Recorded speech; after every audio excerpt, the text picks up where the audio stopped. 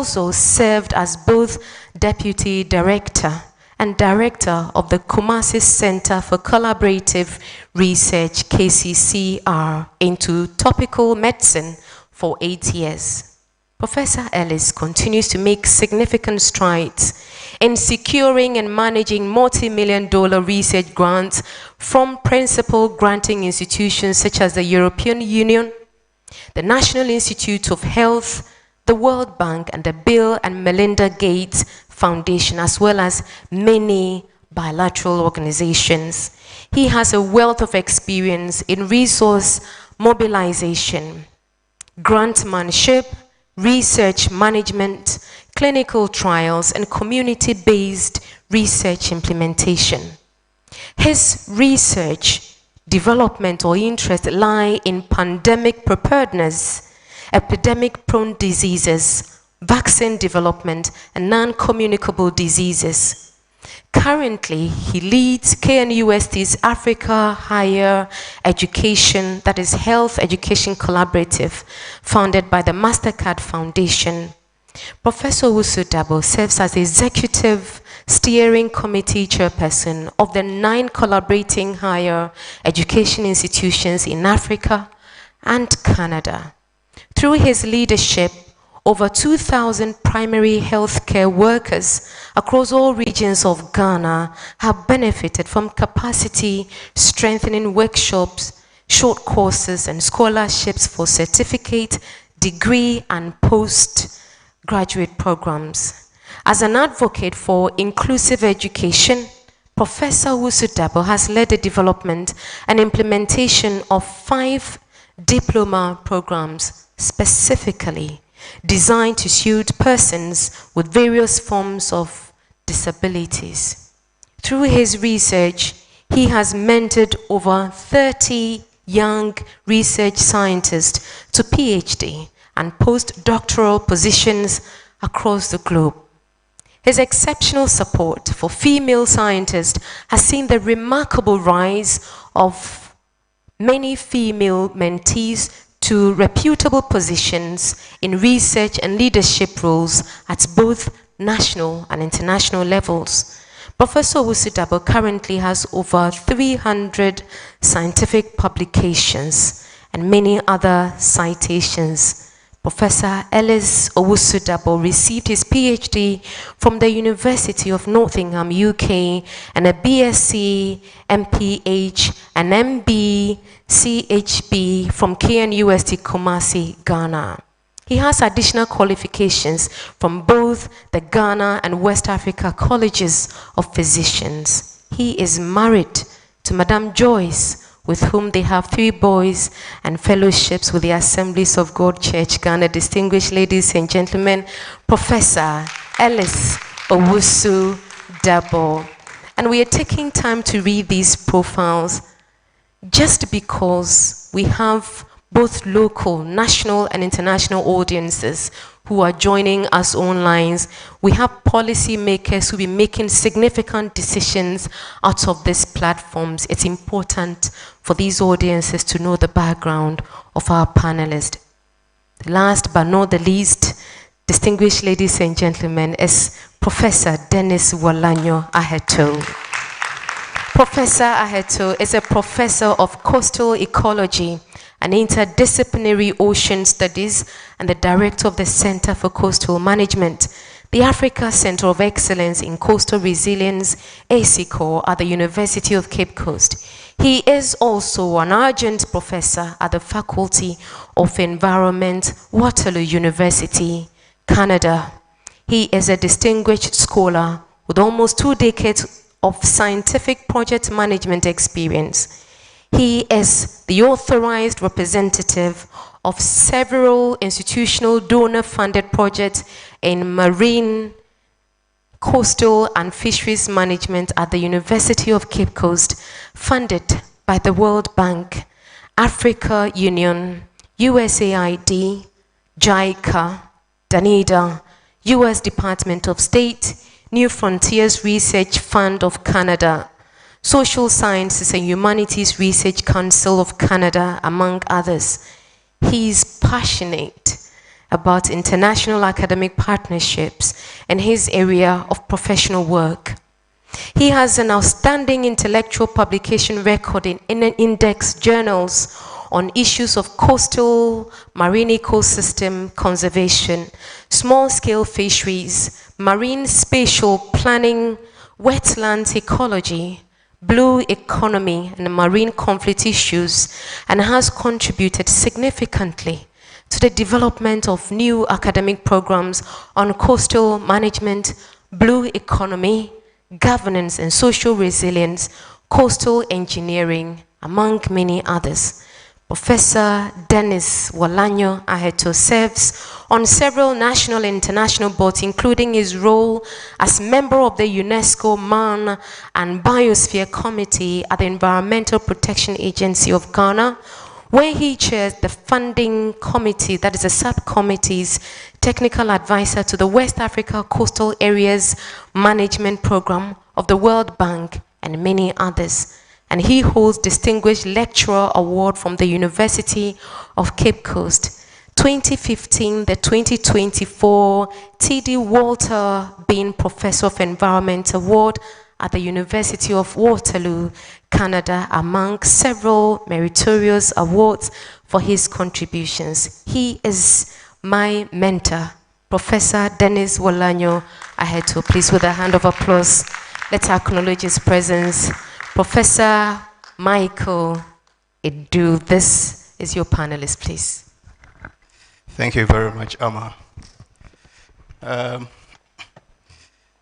Today I feel a bit uncomfortable. Usually I'm in the lab. So today I'm going to learn from Amma, and I'll call her at some point to give me some tidbits. So I'll learn on the job. But I was a bit consoled because I felt I had some commonalities with some of my panelists, so I wasn't too scared. For starters, Professor Tvucc Dabo is married and I'm married, so we have commonalities. And I just learned that he's a University of Nottingham alumni, and I am also. I did my master's and PhD at Nottingham, so nice to meet you. Professor Aheto is a citizen of Nsawam, as I am. So I am very much at home, and I am blessed to moderate this session. I have always read about Professor Anna Mombensa, so to meet him in person is a privilege. Prof, thank you for coming. Well, I think the ball has been set rolling. Our chairperson has already established how critical it is for us to discuss and talk about the topic that we are talking about today, creation of research excellence, centers of excellence for sustainable development. I find it quite critical, particularly for us scientists in Africa. I think that we are in a pickle. We have a serious challenge because our constituents, people of Sub-Saharan Africa, we face the brunt of all the challenges of the world. Climate change, we are experiencing the brunt of it severely than any other. Pandemics, natural disasters, recessions, poverty. We are the brunt. But fortunately for us, we have the personnel. We have the men to do the science. Rather unfortunately, our politicians and policymakers do not see investment in research as the low-hanging fruit. They rather go and build some KVIP elsewhere, which somebody can see, than invest $20 million into research. So whilst we are at the brunt of all the challenges in the world, our investment in research is the least, if there is any at all. So that makes our topic for today very critical and very crucial for us in Ghana, and I am really happy to moderate this session. We have just about 1 hour for our speakers to share their thoughts on a few questions that I have prepared. But I have also asked the director, and the director hinted we would give room for colleagues on the floor at the end to also ask a few questions. We do not deem our questions sacrosanct. We think that there will be a bit more interesting questions in the crowd. So panelists, if you would permit me, at the end, we would give some 30 minutes for some questions to come from the floor. I don't know if we have an additional mic that we can have. Thank you very much. So we will take an initial, to set the ball rolling, initial remarks from each of the panelists. They are all astute, accomplished scientists with enormous knowledge and perspectives on the topic for today.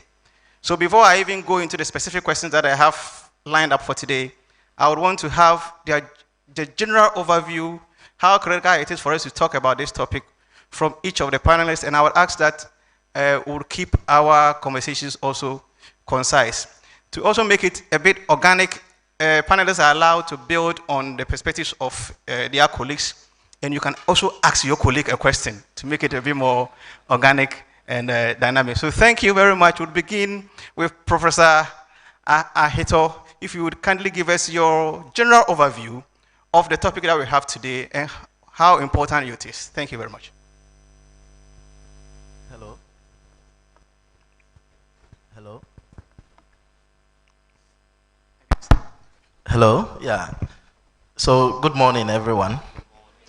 Yeah, it's an honor for me to be part of this very important discussion among world-renowned scientists or university administrators, and I'm also happy to see Professor Gatiampia here, who has been one of my mentors as well.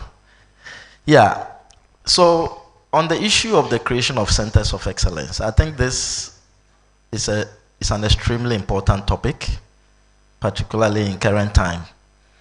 First of all, I think we need to underscore what we mean by excellence, or what is excellence. And for the benefit of the young ones here, when you go to school, you strive to become excellent, right? So excellence is an extremely important concept or defining concept within this whole frame of discussion. And normally when we say excellence, you are looking at significant or exceptional quality or exceptional achievement or exceptional accomplishment. You know, or when it comes to the issues of service provision, you are providing exceptional services that are of very high quality. So bringing this into the discussion, centers of excellence are important in our current dispensation because it creates a platform for interdisciplinarity as opposed to single disciplines. It focuses on the need to strengthen collaboration among researchers within an environment. So significantly, we refer to centers of excellence as an entity that pulls expertise together from different academic disciplines. Not only does it bring together experts from different disciplines, but it also brings stakeholders together. In addition to stakeholders, it also brings different sectors together. So we are looking at a platform that not only enhances bringing experts in a particular field of specialization together, but also bringing stakeholders, it may be policymakers, community workers, the private sector. Okay, and then you are also bringing on board different sectors. So within the environment of education, there are various sectors. Within the environment of the social sciences, there are various sectors and so on and so forth. So that is what we're talking about. But there's also the need to have a very strong, coordinated governance system. So when we talk about governance, we are talking about the administrative setup structure, which must be set up, and normally it must be one that is flexible in approach, or flat, as I may want to put it, administrative setup with very little bureaucracy. There's also the element of human resource, which must be attracted. And in this case, we are talking about very high level, high quality human resource. And then the issue of retention. You don't just attract, but there must be a mechanism to retain the human resource, because once their capacity is well built, with the expertise that they have, they certainly will find other opportunities. So then that brings the issue, how do you retain them? There must be motivation in various forms. Income is extremely important, but also continuous professional development, provide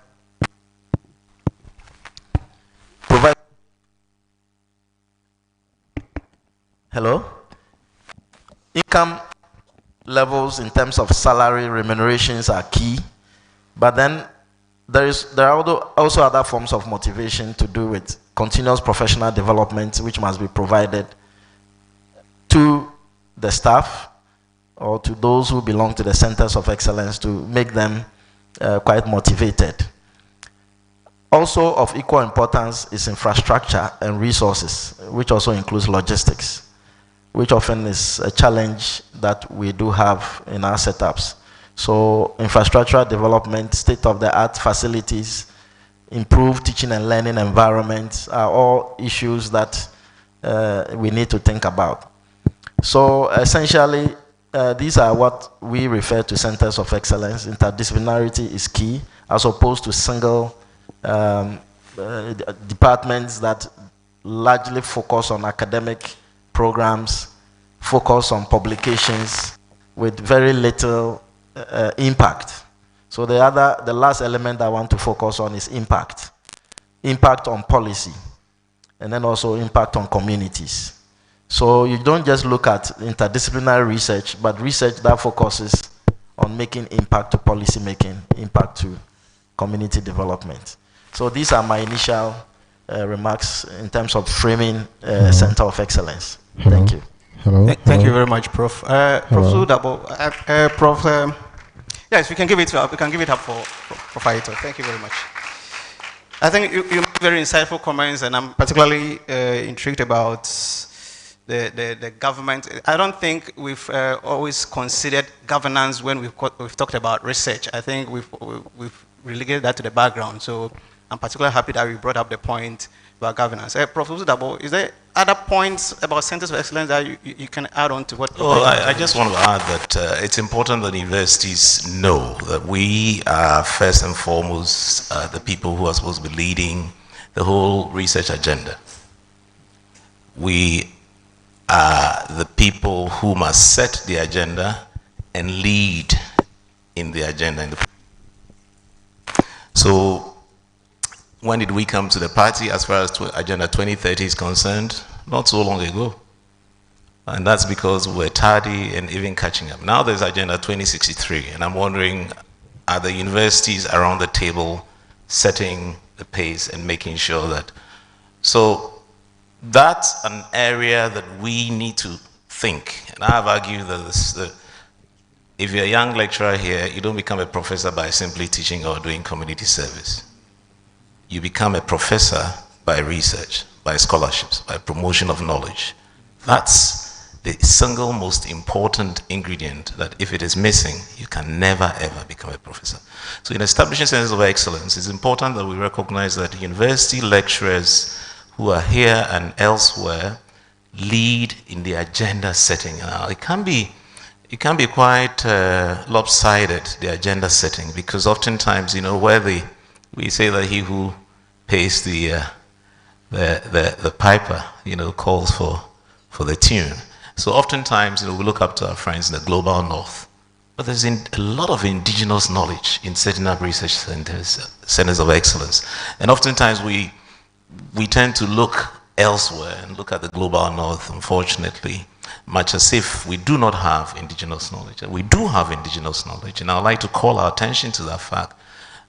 But in defining excellence, indigenous knowledge must be excellent. It means that what we do indigenously must be the epitome and comparable with those elsewhere in the global north. That's the only piece I'd like to add to the submission of my colleague. Thank you very much, Professor. I'm really learning a lot. Particularly in Ghana, we've allowed politicians to set the agenda. And I'm just learning that the agenda setting shouldn't be the purview of politicians. Scientists in the university, we need to set the agenda. Currently, we have a whole lot of problems in our country, including Galamsey. Why are we allowing politicians to set up the agenda? we need to take up. And in setting the agenda, we must not lose sight of indigenous knowledge. We need to leverage indigenous knowledge in that agenda setting. Thank you very much, Professor. Professor Namomensa, could you add more, please? Thank you. Thank you very much. Thanks for getting me involved in this. But I just want to look at, why do we have to set up even centers of excellence? The 21st century is rushing us into a new phase of human history, because of the confluence of a number of interrelated trends. You look at the fact that you have globalization impinging on all of us. You look at the fact that there is advancement in scientific knowledge and brain science.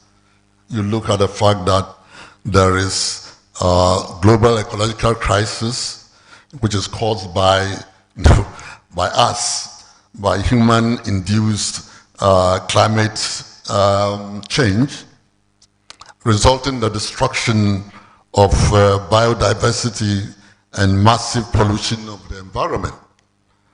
And the lightning speed of technological advancement in various domains, including artificial intelligence, cloud GDP, computing, biotechnology, engineering, etc. These are disrupting the entire global system, including Ghana. But the knowledge, our institutions are not fitted to really confront this and address these. So if you take our normal institutions, universities, they will not be able to solve any of these problems. But if you set up a system that can address some of these and look at it in terms of knowledge creation, and so on, then we'll be able to address this. There was a famous,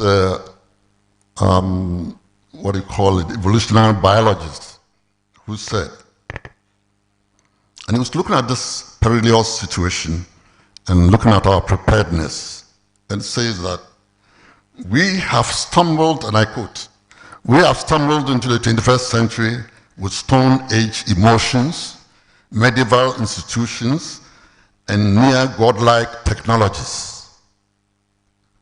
And these cannot really address the kind of issues that impinge on us. No, these issues are real, and we need to address them. A major tool at our disposal is the research centers of excellence. So if we have research centers of excellence, establish them and ensure that they are sustainable, we can accelerate knowledge sharing, can accelerate innovation, we can accelerate resilience and adaptation. We can also then have evidence-based solutions to some of these precarious situations that we have. So setting up a center of excellence, is supposed to address these confounding issues that really influence, everything that we do. We cannot have sustainability when we cannot address these issues that impinge on us. So it is very important that we say we are in a technological age, computer digital age, but are we really taking the opportunity to really utilize these instruments to improve whatever we do? No. So it is important that centers of excellence are set up, and I believe that the issue of ensuring that these centers address first and foremost local needs, It's not, yes, we need to be both local and global, but our needs are more important for us to survive, before we look at other areas, So we need to ensure that we address the issues that impinge upon us. And I'm glad that the Prof talked about, indigenous knowledge systems, which is so critical, for us to ensure that our survival and sustenance is maintained. Thank you very much. Thank you very much, Professor. You made the interesting point of addressing local needs, and I think that is the point that Professor Osudabo also made about leveraging indigenous knowledge. So I think that's a good point you made there. Now, I want us to address the elephant in the room. I have a research lab. When you follow me on social media, you would see the hashtag EduSLab. EduSLab. I think my colleague here, Professor Erneste, has a food fraud research unit. But we are hearing centers of excellence. I'm happy we have some of our junior colleagues in the secondary school, and I believe many of them are wondering. Let us get to the granular level of defining what is. I think we've touched bits and pieces of it, but let's get to a bit granular and try to distinguish between centers of excellence and the conventional research unit that we are aware of in our universities. So we hear the word being bandied about, and it's a verbiage and a nomenclature that is that has potentially could confuse people. So if we can have some clarity, some distinction between a center of excellence and a conventional research group or research unit, I think we'll be glad. I'll begin from Professor Osudabo, if you kindly help us. Thank you very much, Prof. Moderator. I'm delighted to make a few remarks on this because I, for 8 years, worked with the Kumasi Center for Collaborative Research in Tropical Medicine, a center that is a collaborative agreement between the Ministry of Health, the Kwame Nkrumah University of Science and Technology, and then the Bernard Nocht Institute of Tropical Medicine. Many of these traditional centers have been the vision of scientists, usually from the north, who incubate these ideas and they hatch these ideas. And as you can hear in the name, tropical medicine. I mean, we've evolved from tropical medicine to international health to global health. We're talking planetary health and One Health and all these. Point I'm making is that the traditional centers have evolved from friends who conducted science and worked together, and usually with support from the north, and they define this, and you find this in many an old university, London School, Heidelberg, Harvard Chan, and so on and so forth. You find these traditional ones. So it started as travel medicine protective of people who were traveling to the tropical areas, and then they had to research into diseases and so on and so forth that were supposed to be protecting their folks.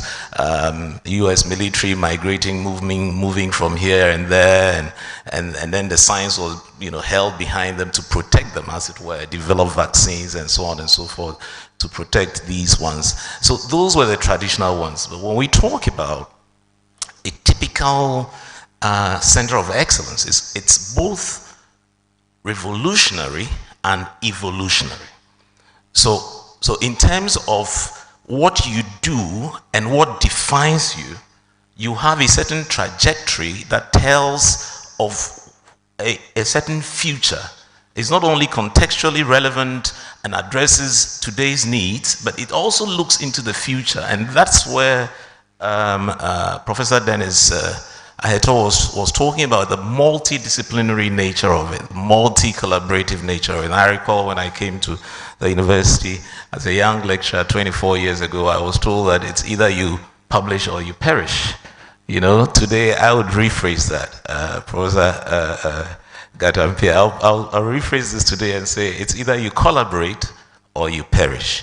the times have changed. Those were the times that, you have a single author paper and so on and so forth. Today you can have an authored paper with 600, 800 people and so on and so forth. The point I'm trying to make is that in today's center of excellence, research center of excellence, you have a multidisciplinary team. I have a research center established with funding from the Bill and Melinda Gates Foundation, working with the International Vaccine Institute, established at the Agogo Presbyterian Hospital under the auspices of Kwame Nkrumah University. So you see the complexity of it. So it's both evolutionary and revolutionary, with multi-dimensional, multidisciplinary, multi-collaborative impact. I'll end this here, and then others can say something. Thank you very much.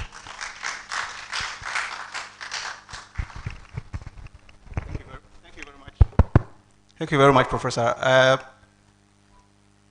Revolutionary and then evolutionary. It evolves. It looks into the future. Multidisciplinary. I think those are the key words that we need to take. The traditional research facilities has been more or less one-dimensional. It is on a particular topic, and when that topic ends, that is it. But centers of excellence, they are dynamic. They evolve. So they are there to sort of have an M&E and see what is the current problem, and they can continually solve it. Thank you very much, Professor. Professor Hato, I think you started by even giving us some of these already. Having led a center of excellence, now we know some of the quality of a center of excellence. Could you let us in on some of the critical steps or initial considerations in establishing a viable center of excellence? Right. Thank you, Prof. First of all, those who are interested in setting up centers of excellence must have a strategic focus, in a sense that there must be a vision and a clear mission. Ultimately, as Prof. Dabo said, even though it's going to be multidisciplinary, it must have also a strategic focus. You cannot say because you are collaborating, you are doing everything. You must have a strategic focus, which must be a departure from the conventional or traditional academic department setting. So, for instance, instead of having a department of so and so or that, you could think, I was just putting down some areas. For instance, Center of Excellence in Climate Resilience and Environmental Sustainability. Or you have something on health and well-being. Or Center of Excellence on Energy, Water, and Food Security. These are things that directly address sustainable development goals. Or you have something on education and social equity, or economic growth and sustainable infrastructure.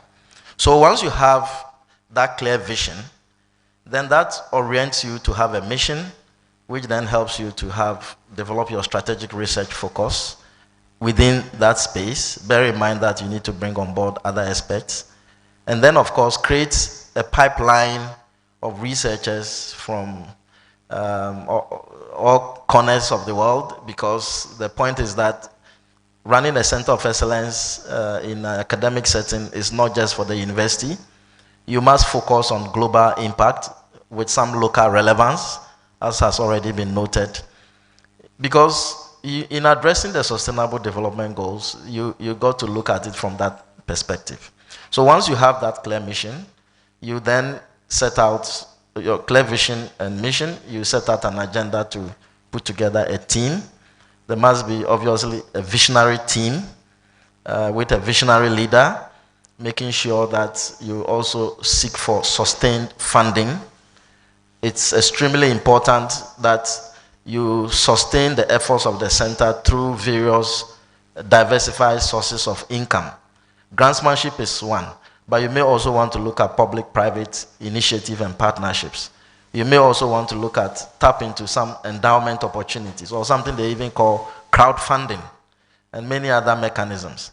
So once you set out the funding regime, how are you going to sustain it? You then look at infrastructure. Where am I going to house this center? So these are the building blocks that needs to be put in place. But on the issue of funding, you may have funding that kickstarts a center, but ultimately it is said that a center of excellence actually starts when the funding has ended. Initial funding has ended. So once you have an initial funding that sets you up as a center, we call it center of excellence. but that does not imply you're a center of excellence. Your ability to multiply that funding into multiple streams of funding, to sustain that platform is what is needed. The last aspect of it, which I've said before, but I want to reiterate, is to look at the impact. The impact. It's extremely important to have research agendas that are oriented towards development impact. So impact on policy, impact on community development, impact on society.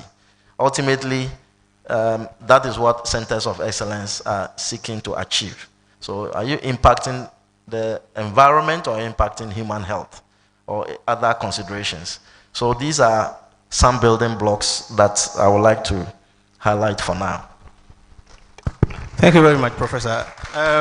Professor Namumensa, Professor Hito has listed a number of things that he considers very critical in establishing centers of excellence. He believes that there must be a vision which should lead to a clear mission. And he also pointed out about the criticality of having an impact. Center of excellence should have an impact. But one point that he made was how important it is to have sustainable funding. Funding, he's established that is very crucial. My question is, what innovative funding and partnership models have you seen successfully implemented in research centers focused on sustainable development?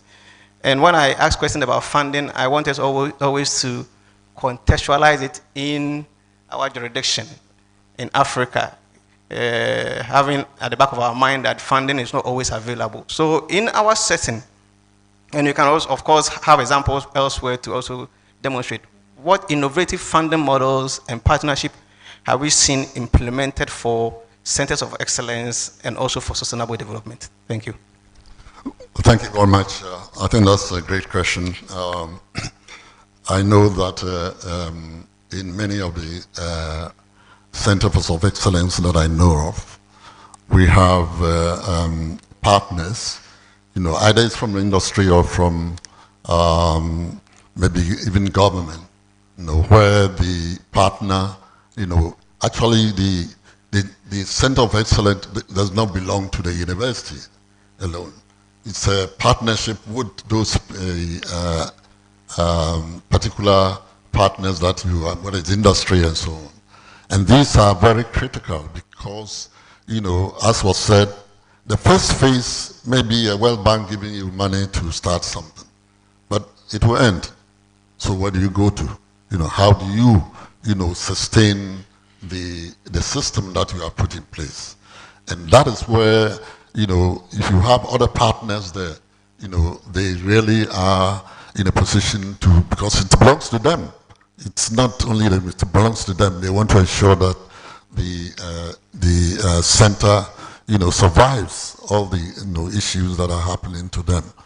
Then also the fact that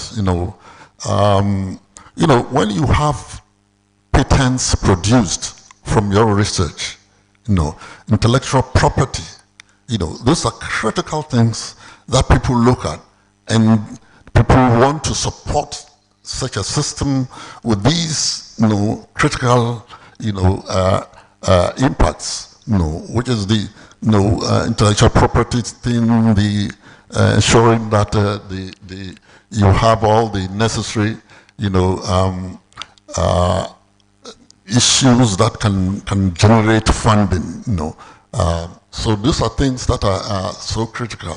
And then, so it all comes to diversification of the funding, that the center has. Center needs to diversify to ensure that they have streams of funding coming in and out all the time. So these are, just a few things that I think are critical for me.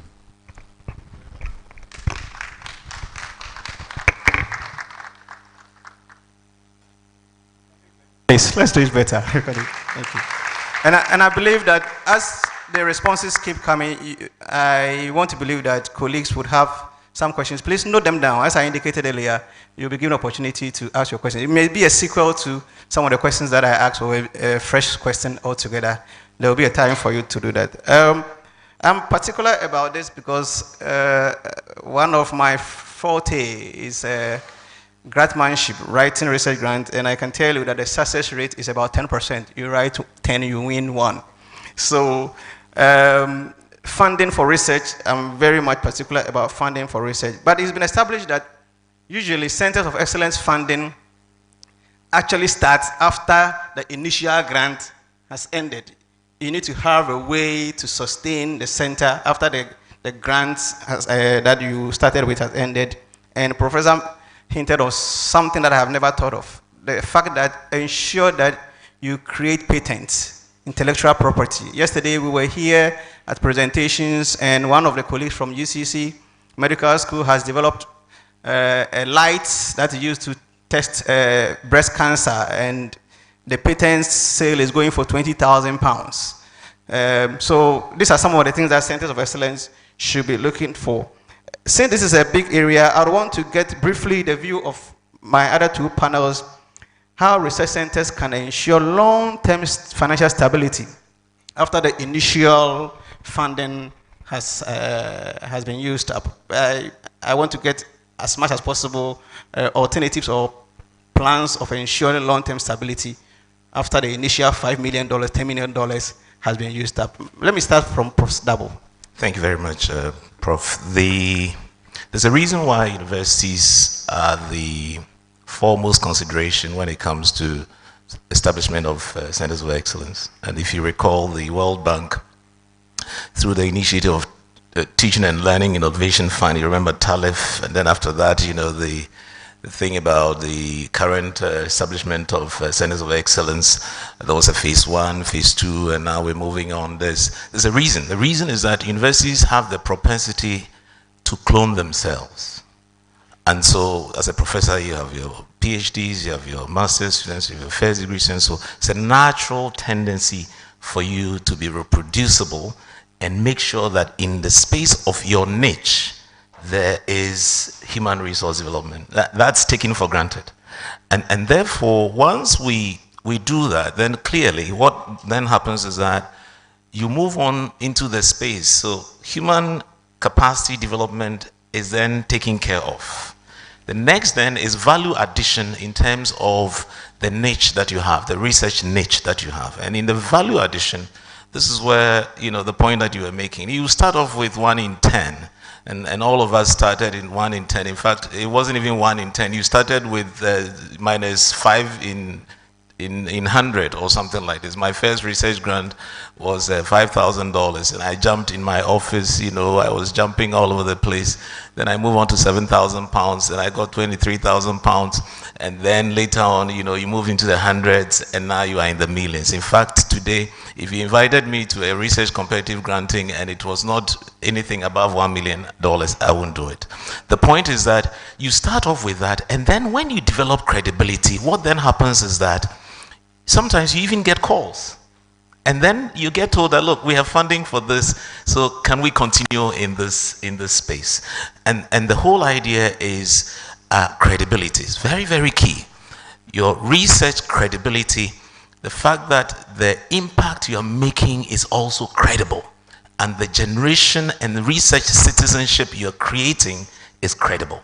Now, when it comes to value addition, I want to touch base on the multiplication of knowledge, and without sounding immoral, knowledge, the propensity of knowledge to be capitalized and made or monetized. Okay, so I have a certain lady, those of you who've lived in Kumasi, there's a certain lady who sits in front of the electricity company of Ghana. We all call her Hajia. She knows all the professors from the second, second generation professors. We all go there to buy peanuts. Hajia has sat down in that space, and she tells me it's almost 70 years sitting and selling peanuts.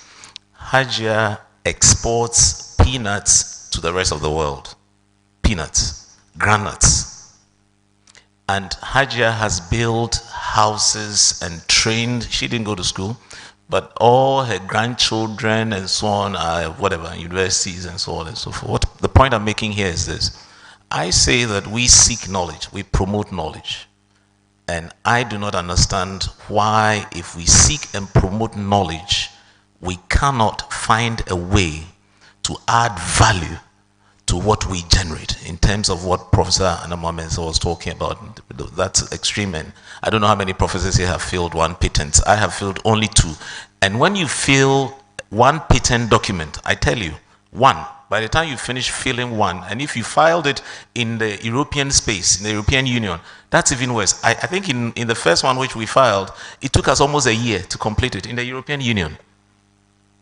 So the point I'm making here is that we need entrepreneurships. We need ideas to be monetized, and people, students have to be given startups, start industries with ideas, start, and biobanking. I'm sure your lab may have a biobank.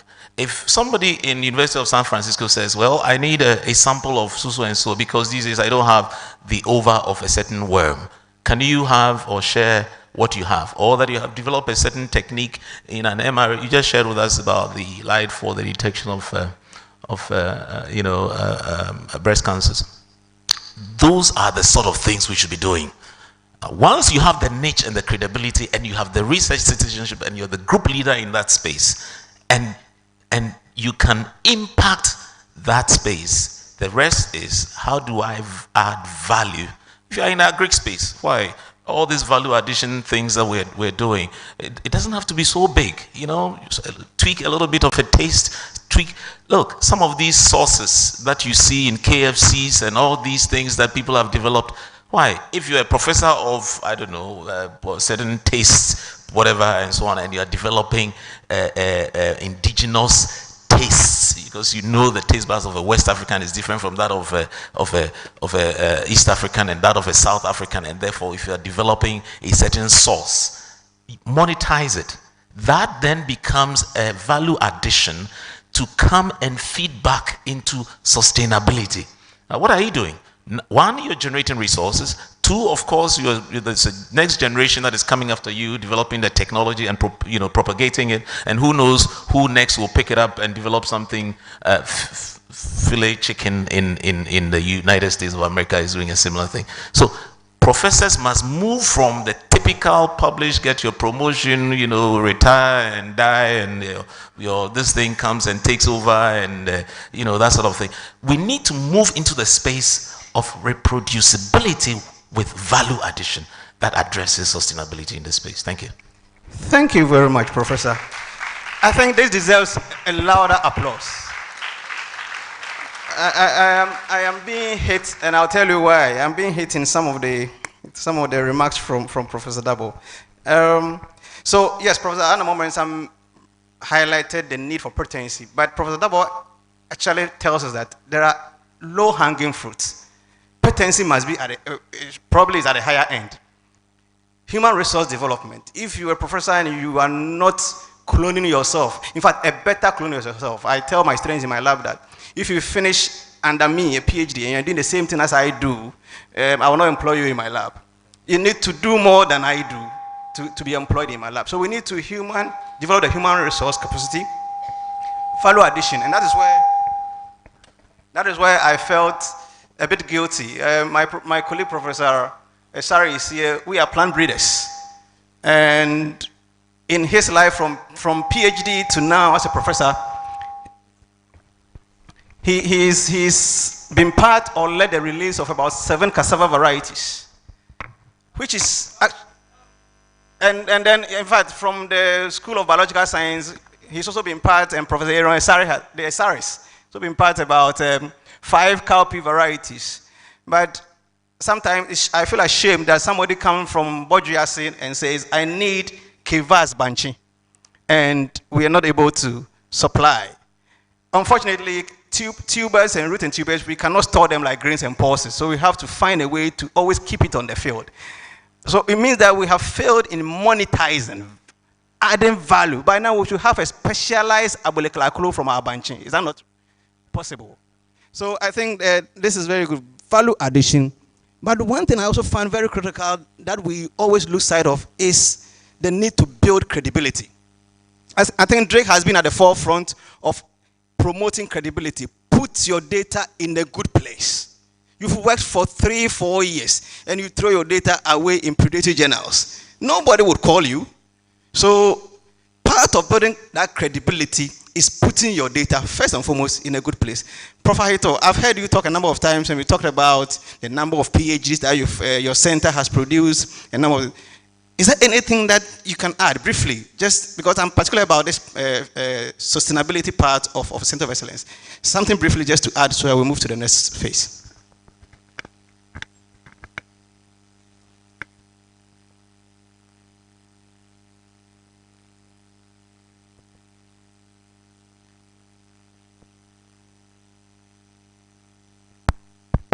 Working now. Yeah. Hello? Yes. So Prof. Dabo has emphasized the need for value addition, which is key. But there are other essential elements or ingredients that we got to look at. For instance, there's the need for a strategic plan. The institution might have a strategic plan, but as a center of excellence, you need to have your strategy. It's extremely important to define what the strategic focus is, which also must be underpinned by a business plan. You know, and the question is, how do you implement this business plan or strategic focus? You got to bring in partners. I did mention that centers of excellence do start when the initial project that set them up has ended. We have piloted different mechanisms that have grown our center from just a World Bank or USAID funding to currently about 35 different projects across different development partners with over nearly 40 different partners. So that is what I'm talking about, that there's the need for that. But for that to also happen, you need to also demonstrate, in addition to value addition, knowledge transfer, the ability to transfer your knowledge to those who need it. Essentially, development. You know, so aside development, there is also the private sector, which also needs it, and then the value addition goes more to the communities. So the knowledge users are the policy makers. They need to see what your knowledge can impact, not just the national development, but also regional development, which conventional, traditional academic department do not do, because the traditional academic departments focus on national development relevance. Centers of excellence go beyond that, and that is where you need strong mechanisms for visibility and communication. In traditional academic departments, there are hardly any mechanism to disseminate or communicate information aside publications, which is not good enough. So visibility is key, visibility with content, visibility with research interests and research focus. There are other mechanisms that can also be looked at, aside competitive grants, which can give you some transformational grants, millions of dollars. But I think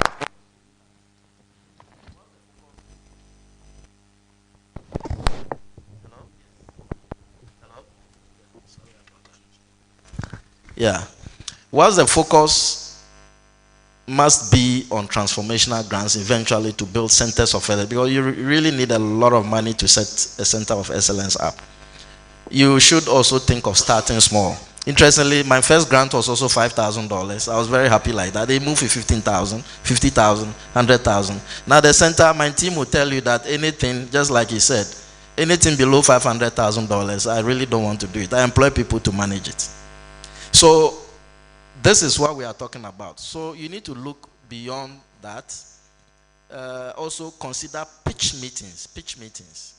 You try to organize meetings. You could go out for breakfast with development entities and manage to get them on board. Those informal meetings are very important. You need to attend conferences and network. We need to get our academic departments into how do you call it, into networks, what do you call it, professional networks. More often than not, we only think that we must be within, but you can also register your institutions in professional networks. Those are avenues where, and then I also did mention crowdfunding. Put yourself on the website where some activities are put out there soliciting for resources to partner and work. I think I've highlighted the need for knowledge transfer. So these are issues, but funding is essential. It's not just about funding and resource mobilization, but also stringent fiscal management. You need to manage the funds judiciously. Once you are corrupted or the funding corrupts you, it also becomes a major, you can be blackmailed or even find yourself in jail. So it's extremely important to emphasize that it's not just about running centers of excellence and having a lot of money, because the money and the resources do not belong to you. They belong to the things that, the impact that is set out to do. And so these are essential elements that we need to emphasize. Thank you.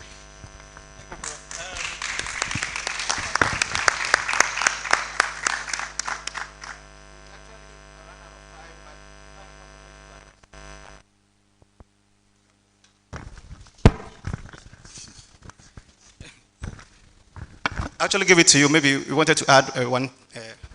Just a sentence on the need. You know, the African Union, our leaders have committed to 1% of GDP in supporting research and development.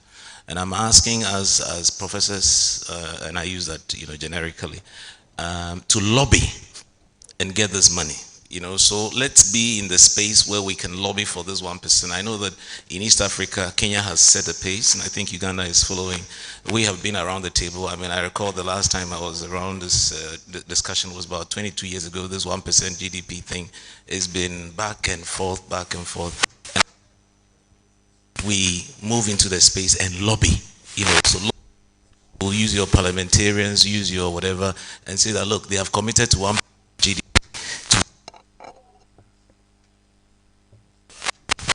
Thank you, Professor.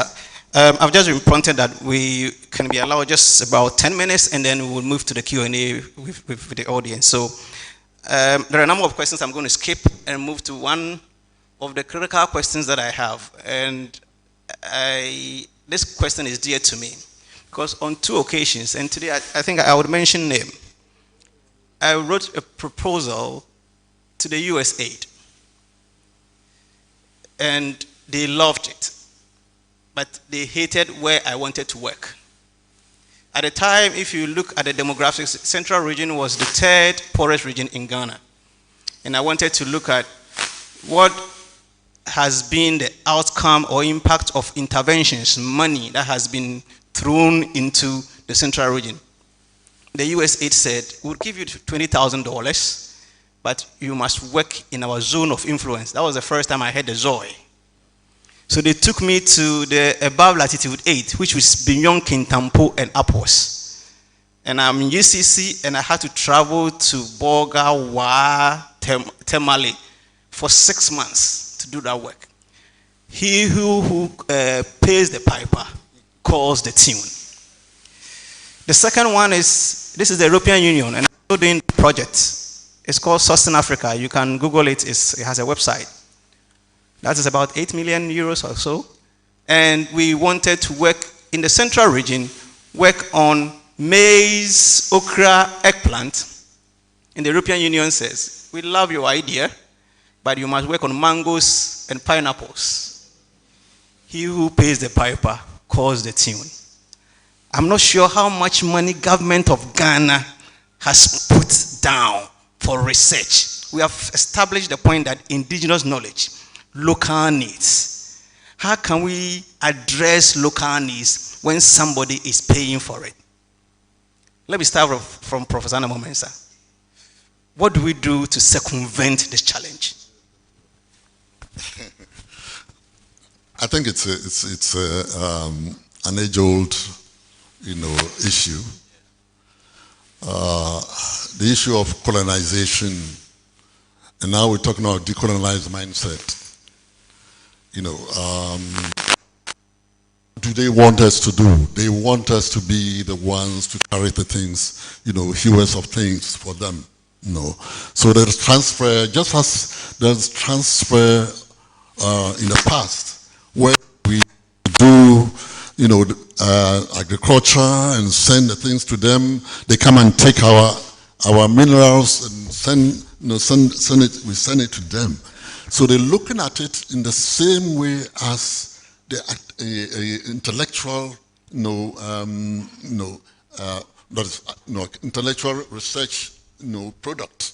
So the product that you have, is given is you have to transfer that product to them, but they want their own, what is of interest to them, not what is of interest to us, and therefore they will ensure that once it's bringing the money, this is what you have to do, There have been some, situations where, USAID and others have said that, okay, we're going to bring you money, but when you do the research,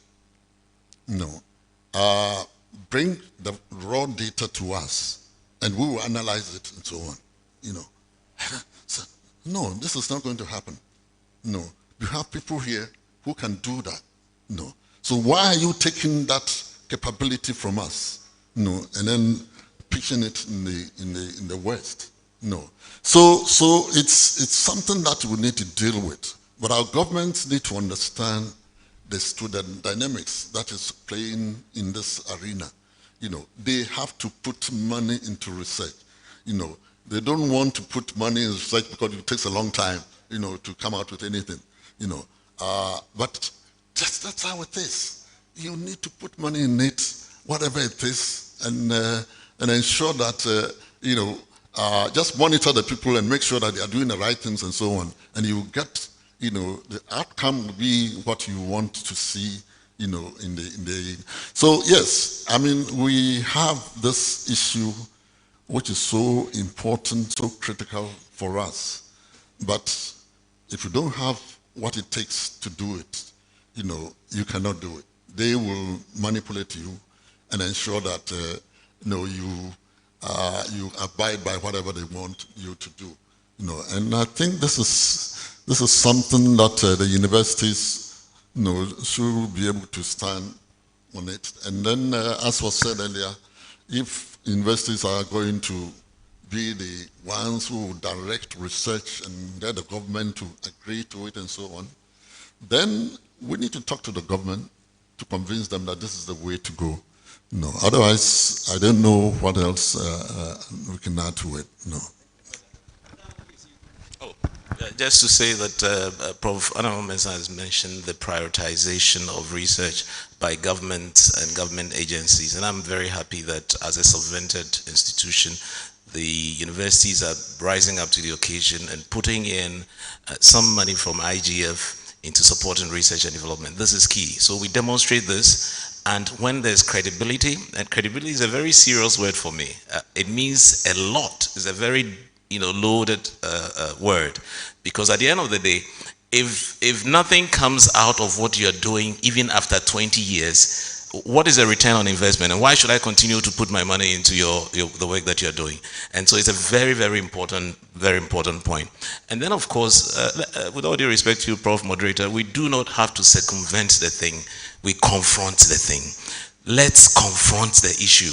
We should have high negotiating skills. When we come around the table, look, there's no empty vessels. We used to say empty vessels make the most noise. There's no empty vessel. Actually, there's no empty vessel. Come around the table because you have value. Without us, they can't get the money. And so when we come around the table, we come with something that is of interest to us. I'm talking about agenda setting. I've been part of agenda setting meeting for many, many grants that are tossed around the globe.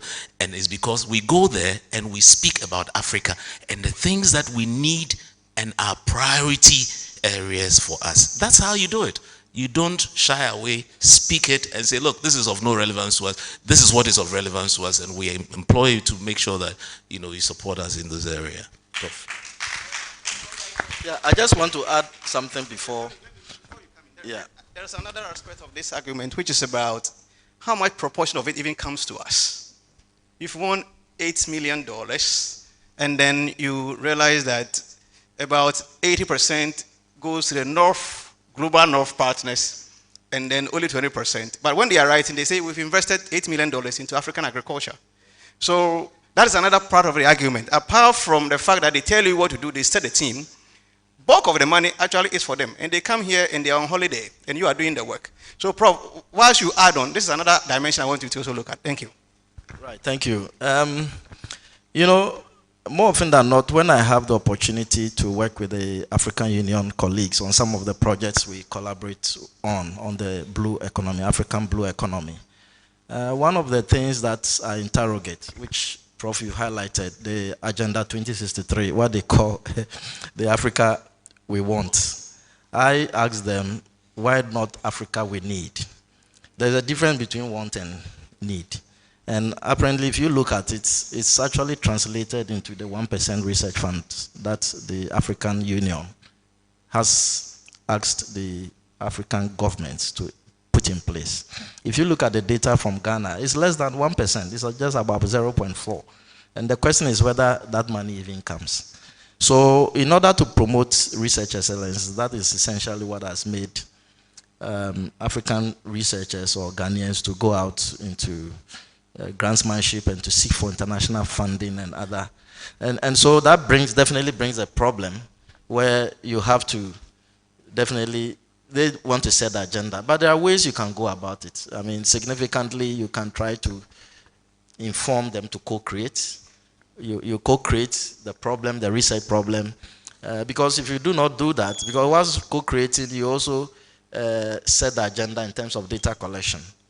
Otherwise, you may end up being data collectors for researchers from the global north. And in some projects we've had at the center, we have emphasized that the researchers need to come from Europe or wherever, and then we go to the field together. There have been instances where we get to the sea and they don't want to go onto the sea. And you have the Ghanaians going onto the sea. So lately we've requested to make sure that everyone goes to the sea, and then we secure insurance for the Ghanaian partners. So you need to really put on board some of these considerations. And it's unfortunate also because Africa has a very growing population. Globally, we have about 12.5% of our population, I mean, globally being Africans. And that in itself stimulates the need for research into development that can support the teeming and growing youth.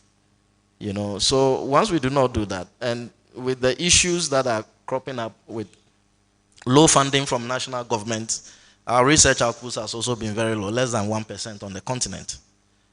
But that does not mean that we do not have the research capacity. It's just the enabling environment that is not there to make sure that we're able to augment and promote our research. So these are some thoughts on the issue you've raised. Thank you. Can we do it up for our panelists?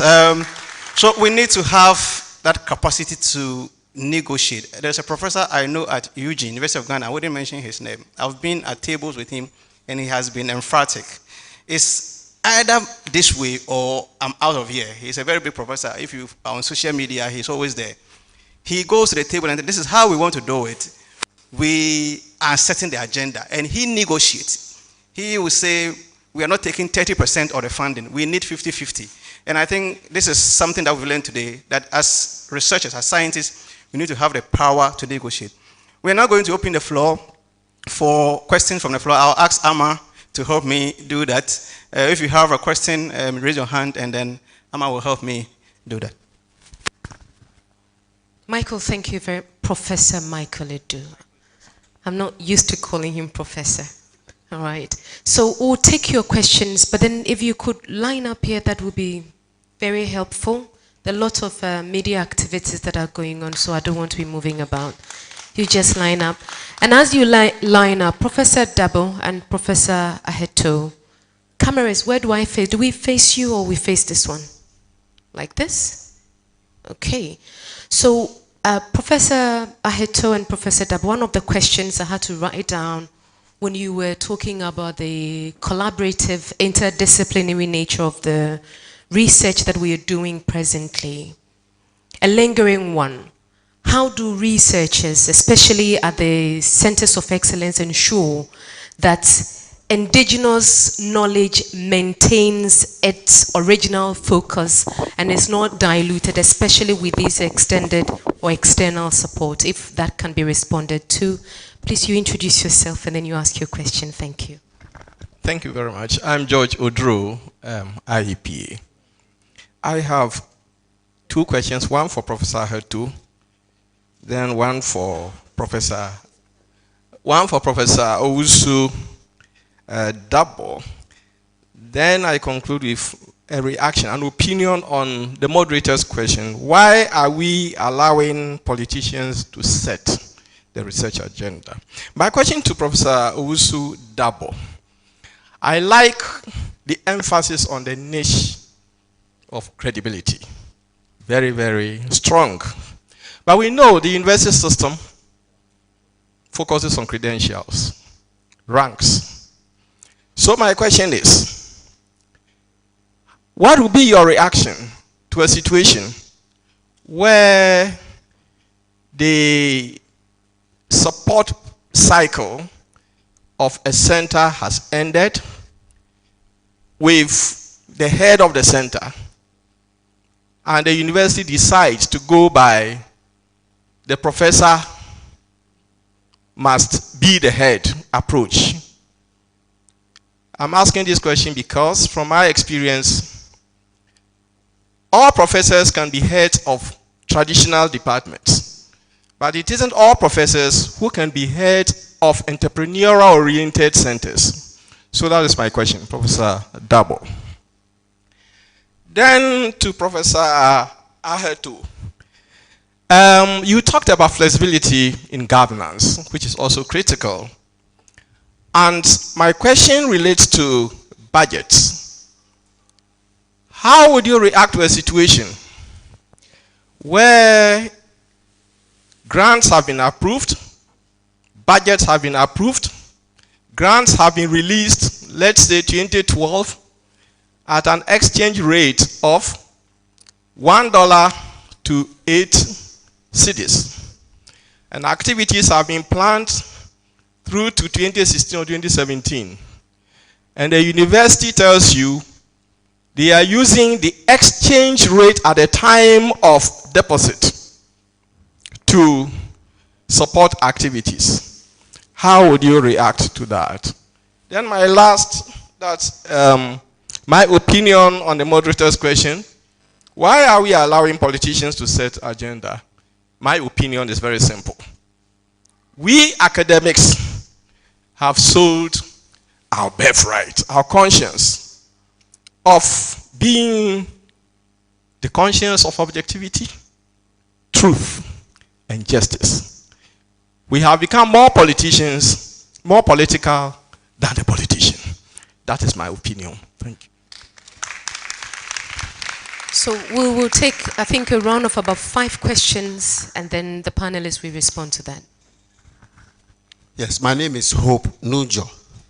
And I think the first question actually answers an aspect of my question, but I'm throwing it up to the panel. In fact, it's a 2-in-1 question. Yes. One of the speakers mentioned complexity issues in the setting up of centers of excellence. So my question is, in its evolution and revolution, if I heard you right, what are these complexity issues? Then the other one is, again, one of the speakers mentioned the need. And I want to know what we need the infrastructure for. Is it for our offices? And I believe that you have one already. So I don't know. So if you can throw more light on that. Thank you.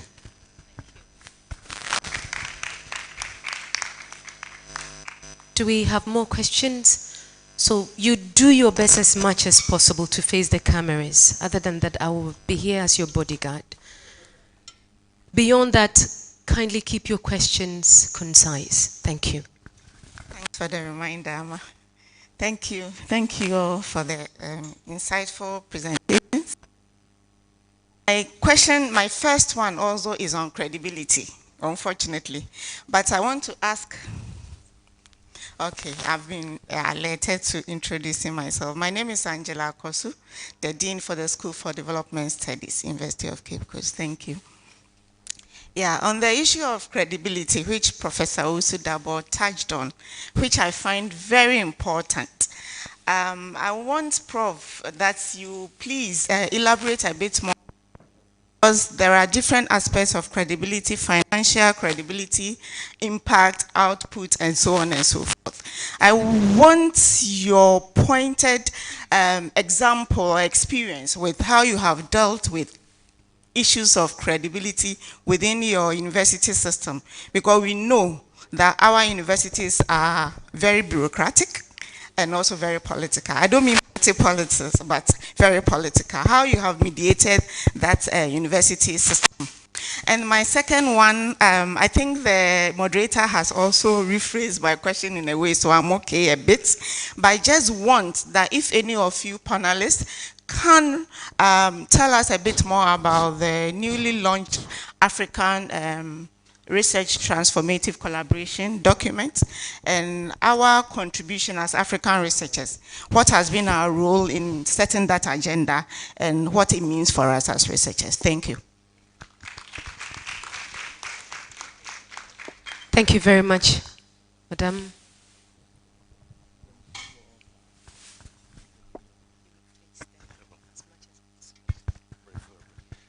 Yeah, my name is Samuel Agbloti from the Department of Population and Health. My question touched on credibility, but here I'm looking at not individual researcher credibility. I'm looking at institutional credibility.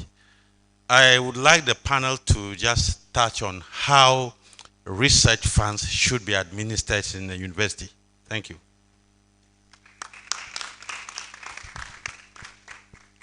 Yes, we'll take the final one for this session, and then we'll have our panelists respond to them.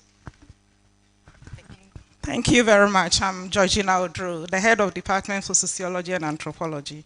So mine has to do with ethical clearance. Research needs clearance, and then it's very critical. But we are in a bureaucratic organization where sometimes the clearance system delays a bit. And you may be involved with international partners, and all your collaborators have secured their clearance, and yet yours has delayed. And it negates you because then it's like you are not working. How do we navigate this terrain?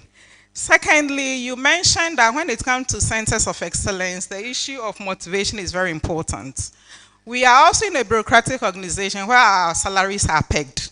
Maybe you have a project where you have extra income, but outside that, how do we also navigate that terrain in terms of motivation? Thank you.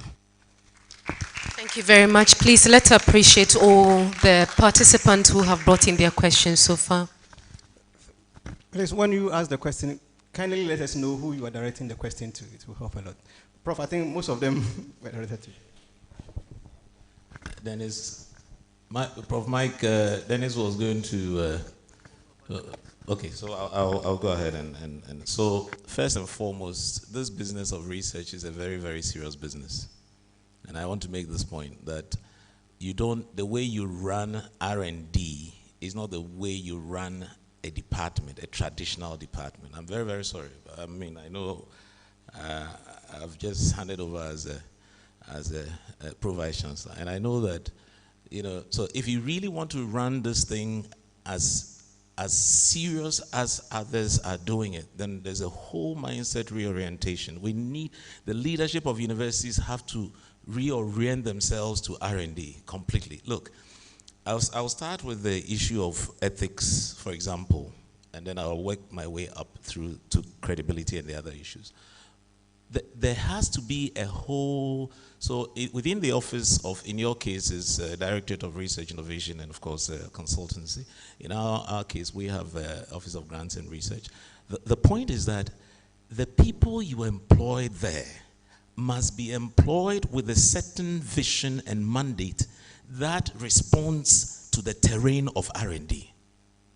If you're going to bring a senior admin assistant, move the person to principal, move the person to chief, and they're doing this filing, moving things back and forth, and so on and so forth, with all due respect to our colleagues, if you have a researcher who is not paying attention to the research cycle and is just doing things his own way and is not paying attention to the implementation activities and their corresponding cycles, we are doomed. We're in trouble. We're in trouble. So it's not business as usual. Those who work in the ethics, and we have 3 specialized ethics, one for biomedical science, one for humanities and social sciences, one for those in the animal area and so on and so forth. Then we have an overarching ethics body. Each of the people who is represented in each of these ethics committees must respond according to, look, if you do not have what it takes, don't go there, don't venture. It's not about going to see somebody's budget and envying the person and say, oh, is he going to, and then you sweep the thing under the carpet. It's about not the individual alone, it's about the institutional credibility. And so if you work in ethics, see yourself as research implementation cycle, and this is a very serious business. So to my mind, CEOs, deputy CEOs of the universities should be employing people specialized in administration of research and grants. And they can have a track with a trajectory and promotion in that space. If you add it to the routine, mundane things that we do, please, it will not happen. The sort of things and the transformation we want to see will not have. I'm a radical, so forgive me if I sound a little bit of a radical, but this is how it's supposed to be. You have to have a mindset reorientation, full stop. And that's what we have to do. Because look, he's touched, my brother here, Wolanyo, has touched on the dwindling support to academia. It's not happening. Look, before I left office, for 4 months, we had not received our how do you call it, subvented this thing for salaries. 4 months. So we're using our buffer. Don't say it anywhere. We're using our buffer. 4 months. So if salaries are in jeopardy, you can imagine how you're going to earn your internally generated funds. If that is taken for granted, how do you earn your IGFs? One big way of earning your IGF is through research and development and having a credibility in that space. So please, if we get people in that space, it will address the issue of ethics, it will address the issue of motivation, because the grants will come with specified, let's take this thing serious. If we do, look, in the University of Michigan, 65% of professors, tenured professors, are on research, indirect costs, 65%. That is what they use. It's just that we are pampered, government pays our salary and so on and so forth. So the average professor, does all these descriptive, and then it ends there. And then, we are not even looking at a space where we want to be transformational and impactful and so on and so forth. But if we were to be looking at this seriously, I tell you, many of the things, the developmental things that we see around will be done through R&D. So that's one. On the credibility, research administration and how it is, please, and I don't know who this thing is going to be here, the whole administration of funds, there are rules that govern the funds. Please, stick by the rules. And if it is from a European Union, there are rules. If it's an NIH, it's rules. If it's from Bill and Melinda Gates Foundation, IDRC, I don't know. All these, they all come with their rules. And it must be on the backdrop of institutional financial rules and administration.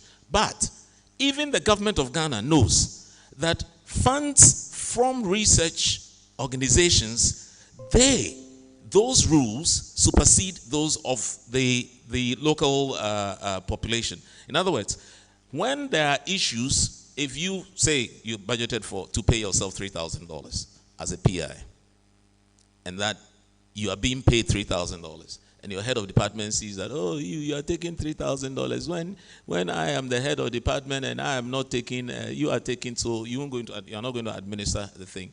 That is where the problems start. When he was writing the grant, where were you? And by the way, when it comes to entrepreneurships, I have never seen how well we do as professors when it comes to entrepreneurships. I have said that when it comes to this whole area of entrepreneurships, let's give it to those who are business people and can do it, and let's do the work of professors. Because you see, ours is to promote the knowledge, generate the knowledge, promote the knowledge, and then if you are able to come with an idea which is a patent and so on, let industry take it up. let the startups go, let the multiplication happen with industry. In a typical environment, that is what happens. So when you leave a professor to head an entrepreneurial area, I'm addressing that question on a professor heading that space. What then happens is that it will die. We have a recycling plant. We have changed professor to professor. A certain man came around and wanted to, partner us so that we can do recycling. Now we started doing tissue paper. We're doing plastics recycling. And this is because somebody from industry came, and then we got somebody who has what it takes to do that sort of thing. And now it looks as if it is thriving. My point is that if you leave the average professor, that is not what, ours is go seek the knowledge, industry, boom. That's why academia industry then is very, very helpful. Now, on elaboration of credibility is everything. Is everything. Please, from what you write as a research concept to the proposal you submit, to the implementation of the research, to the administration of the funds, to report writing, to publication, to everything, you must be credible. So when I say credibility, I mean every one of those items in that research implementation cycle and process. It's very, very, very key. When you do it the first time, the second time, the third time, I recall the late Professor Tvucc. Those days during the pandemic, HIV/AIDS, they had given a lot of money out for people to research. Professor Tvucc, the late, may his soul rest in perfect peace, went around the country. Researchers had collected money in this country, and some of them did not even, the money that they collected to go and do those research in this country, they did not do the research. They did not conduct the research. This is what he said. If he was lying, he's late now, so we can't, But the point is that Ghanaians had collected money and were not doing the research. Fabrication of results, sits in there, whatever, and then, so you cannot even reproduce your results. Somebody cannot look at your methodology and then reproduce what you have done. Research credibility for me, as I keep saying, is very, very key. In the end, who you are will show. Who you are will show. If I say I'm a professor of epidemiology and global health, and I say that I work with WHO on salmonellosis and so on and so forth, and you come and question me on research agenda for salmonella by the World Health Organization, and I can't answer a single question, then there's a problem. There's a problem. Am I credible? Who am I? So those sort of things is very, very critical. And I think that for people to put their investments on you, and we forget that it's people's money. It's the taxpayers' money, whether from UK, US, European Union, wherever. It's their taxpayers' money. I will end by saying that transparency is key. When you talk about what will be your reaction when your head of is not a professor but must be, and I said here is that not all professors can head an entrepreneurial endeavors. It's like saying that every PhD holder can be a good manager or every PhD holder can be a good teacher. It's not true. It's not true. Many first-class PhD holders, terminal degree, who cannot impact knowledge. They can do their own things, but they can't teach. They can, So these sort of things we need to understand, and then it will help us to be able to. So please, if you're a professor and you definitely want to head a center when you did not even conceive the idea, and because you think that there's money there, you should be the one who should be heading the place, and so on and so forth, then you should have been part of the writing process. You should have been part of the idea generation. If your head of department, if your younger colleague in that same space writes the grant and he comes, if you're vice chancellor, please respect that the intellectual property rests with the younger one who conceived the idea. If indeed he's a mentee of that professor, in that space, then you can manage it politically. But if he's not, and he's come up with that space, please, let's not let this, his senior thing, ruin the whole thing, because the idea is not with him, and therefore, sustainability will not be there. After a couple of years, that whole space is dead, and then the center is no more. I think I will end there for my friends to be able to say a bit more. Thank you very much. Let me just highlight a few more. So Professor Bloti asked about research funds administration. So just to remind you, and I think Professor Akosu also asked about the role of the African scientists or African researchers in the African Research Collaboration Document. I think those are some of the outstanding questions. And then my friend Hope was asking, we need to invest in infrastructure. He was asking, what infrastructure? If you have computer in your office, is that not an infrastructure? So these are some of the outstanding questions. Thank you.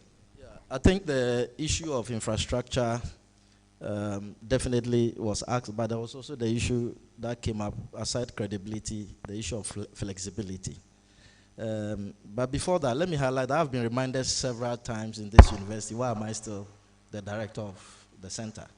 And that is basically what you have raised. I mean, the intellectual property certainly is in the hands of those who develop the proposal. And that is a mindset change that needs to be known and to be cultivated.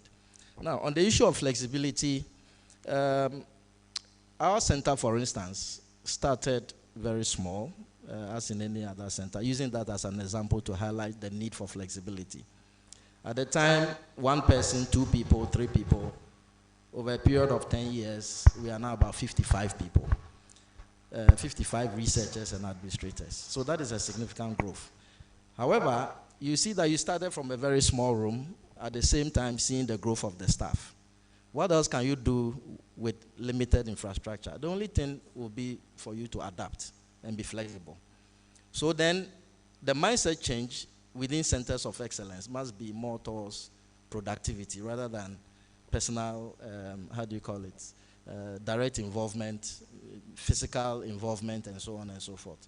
So it's very important that the use of digital spaces, talking about infrastructure is not just about physical infrastructure, but use of digital spaces, digital infrastructure, ICT, are all part of the infrastructure we speak about. But essentially also for a center of excellence that is within the scientific domain, it's also important to have some research laboratories. And there it's very important to have infrastructure that also houses research equipment, because you need the laboratories, you need equipment for field research, and so on and so forth.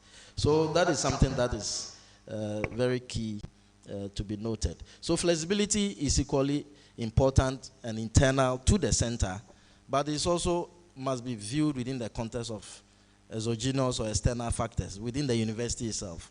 University governance needs to create a space for centers to thrive and to develop. And more often than not, the traditional governance, administrative governance systems certainly brings to bear some administrative bottlenecks, you know, because when it comes to funds administration, usually the funds must be spent on the activities within a very narrow timeline. But if this has to go through, of course, following stringent procurement measures, but if this has to go through several administrative bottlenecks, it's certainly an indictment on the project. So those are issues that we need to take note of. Talking about indigenous knowledge, indigenous culture, it's extremely important in R&D to also consider these aspects as very critical. More often than not, as researchers, we see local people as people who do not know much. However, as researchers, we go to them and take information from them. You know, so at the end of the day, they are actually those who hold the knowledge, and so that must be respected at all costs. On the issue of research funding and administration, I think Professor Dabo has said it all. I mean, this comes with rules, and the rules need to be maintained. If universities are faltering in the administration and effective management or use of the rules, then the universities would have to bear the brunt of it. But I think at the University of Cape Coast, most of the issues really has to do more of the exchange rate factors, paying funds at the point where the monies had come earlier, and then you get the funds at the very at the rate at which it came, at the current rate. So these are issues that internally we need to look at, because it's certainly affecting projects delivery and project timelines. So these are my inputs on that aspect. Before Amma comes in, Prof, my senior colleague, Professor Odro, said academics have become more political than politicians. Do you agree? That's a very important point that he has raised. It cast my mind back, you know, and I can see that during my time, there wasn't that kind of political onrush on the universities. Now they seem to be, so desperate, and everybody is belong to one political wing or another, and that is not really augur well for research. Our job is to do research. Our job is to create knowledge, construct knowledge and then make it applicable. But it's not that what we see now. So I agree with him that yes, this is a problem and we need to deal with it. There's no freedom anywhere. And setting up centers of excellence require collaboration.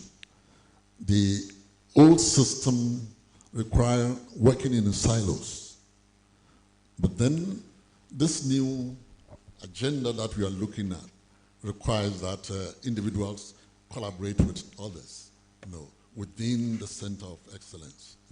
Some of the players may even be virtual researchers. So I think that it's so important, issue that he has raised, and we need to see how we can confront, this whole thing so that we can address the proper issues at stake for us. Thank you, Prof. Prof, thank you. So we'll take the second round of questions. That will be the last round. So if there are still lingering questions, you may approach here and ask your questions. Sorry to interrupt. Apparently there's a question outstanding. Prof. Yeah. Your question. So, Prof, what do you want us to do as the honors? Ahmed's question was how you maintain your niche within the Centers of Excellence against the backdrop of multidisciplinary and collaborative endeavor. Now, so as I mentioned earlier, those days where one was known in one space, those days are gone. Today, you may have a niche as marine scientist, and that is what that Center of Excellence is noted for. But as a marine scientist, he needs data analysts. He needs researchers who will go in there, maybe, I don't know who they are, it's not my space, let me come to my comfortable space.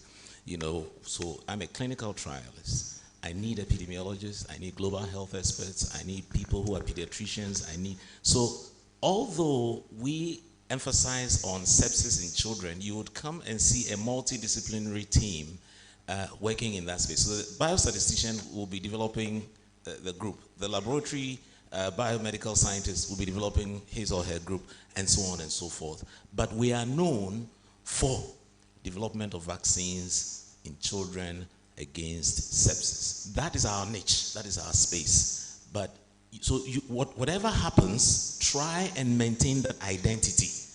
Because when we're looking for pandemic response and you have what it takes, then you can be called upon because you are noted for. And this is what this whole thing about professorship is about. What do you profess? What is your identity? You are not a professor in a department. You are a professor of something. What do you profess? And so for us, it's cut out for us as professors. It's very easy, and the identity must be maintained within a multidisciplinary approach. I will end by saying that if Gregor Mendel had read Robert Koch, our world of science would have been a better place. Thank you, Professor.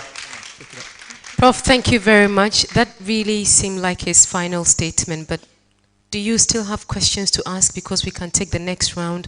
So for optimal lighting for the cameras, we would ask that you come up to the podium. All those with questions, you come up to the podium. Thank you for clapping. Those of you who are clapping, let's clap for them as they mount the podium to ask their questions. Do your best to maintain a very brief, concise line of question, and then the same would go to our esteemed panelists to do their best to ensure that the responses are quite wrapped. Thank you. Thank you very much. I'm Modesta from Department of Classics and Philosophy. So I've learned so much about how to establish a center of excellence, the technicalities and the things you need to note. But I'm asking this from, as a person in the arts. When you look at all the centers of excellence and most of the conversations that you've been having, they center mainly on science and a little bit closer to the humanities, the social science. Those of us in the art, because of course our subject matter are usually things that are not visible. So can you help us to think about ways that we can generate or create ideas that will be viable for establishing centers of excellence? Because we are left behind, and we don't want that. All right. My name is Tvucc, and I'm from TEDx University of Cape Coast. I'm a science student, specifically biomedical science graduate. And growing up, I have been studying science, and I've seen everywhere you go in science, you have a Nobel laureate that you can study their lifestyle and see their discoveries. It has got to a time that I have to ask my supervisor about this recent Nobel Committee announcement about laureates, that why is it that most African laureates we've seen so far has been from either peace or literature, but we have not seen that of in medicine, that of in physics, that of chemistry, in economics. My question is, why are we behind? What is the challenge? Are we expecting to have an African Nobel laureate, specifically in physics, chemistry, in economics, or medicine, coming this years to come? That's my question. Thank you.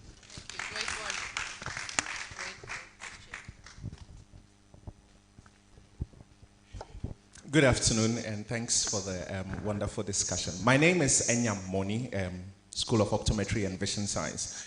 I consider myself one of the young people who is trying to set up a center of excellence. Listening in again on the conversation and also on conversations of my colleagues, I seem to hear the same problem. The problems I'm going through right now seems to be the problems that you have all gone through. And I am wondering whether there's hope for the coming session, because if I am going through the same problems you are going through, it means we haven't done much to change the system, because we would have been expecting that we wouldn't be struggling with space, we wouldn't be struggling with the resource constraints and all of that. And so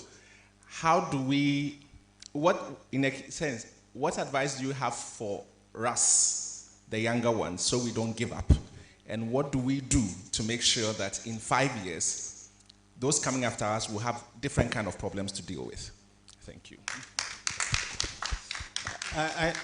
Thank you very much, Doc. I find it intriguing, the first two questions. One is saying most of the topic or the talk has been on science. Then the next one says, we've actually done well in arts in winning Nobel laureates. So that's... So I don't know who to start with. Maybe Prof. Could. Before, please, let's take the final one for the second session, and this will be our final session, please.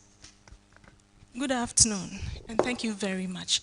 My name is Sandra Sa from EENT, Directorate of Health Services. I'm delighted to ask this question because the last person said he wanted to start a center of excellence. I want to know who starts a center of excellence, 1. 2, how do you get the other team members on board? Do you call your friends? Do you, if you need a data, analyst, I am an audiologist. If you need this, if you need that, how do you get them on board? Thank you so much. Thank you very much. Probably begin with the last one, talking about Center of Excellence, who starts it,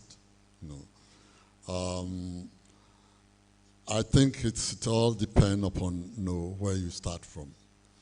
I started a Center of Excellence at the University of Education, Winneba, called SACOST, the Center for School and Community Science and Technology Studies, with support from Rockefeller Foundation and Norwegia Foundation. The idea was that members of the center who are the advisory board will be representatives of the 6 universities.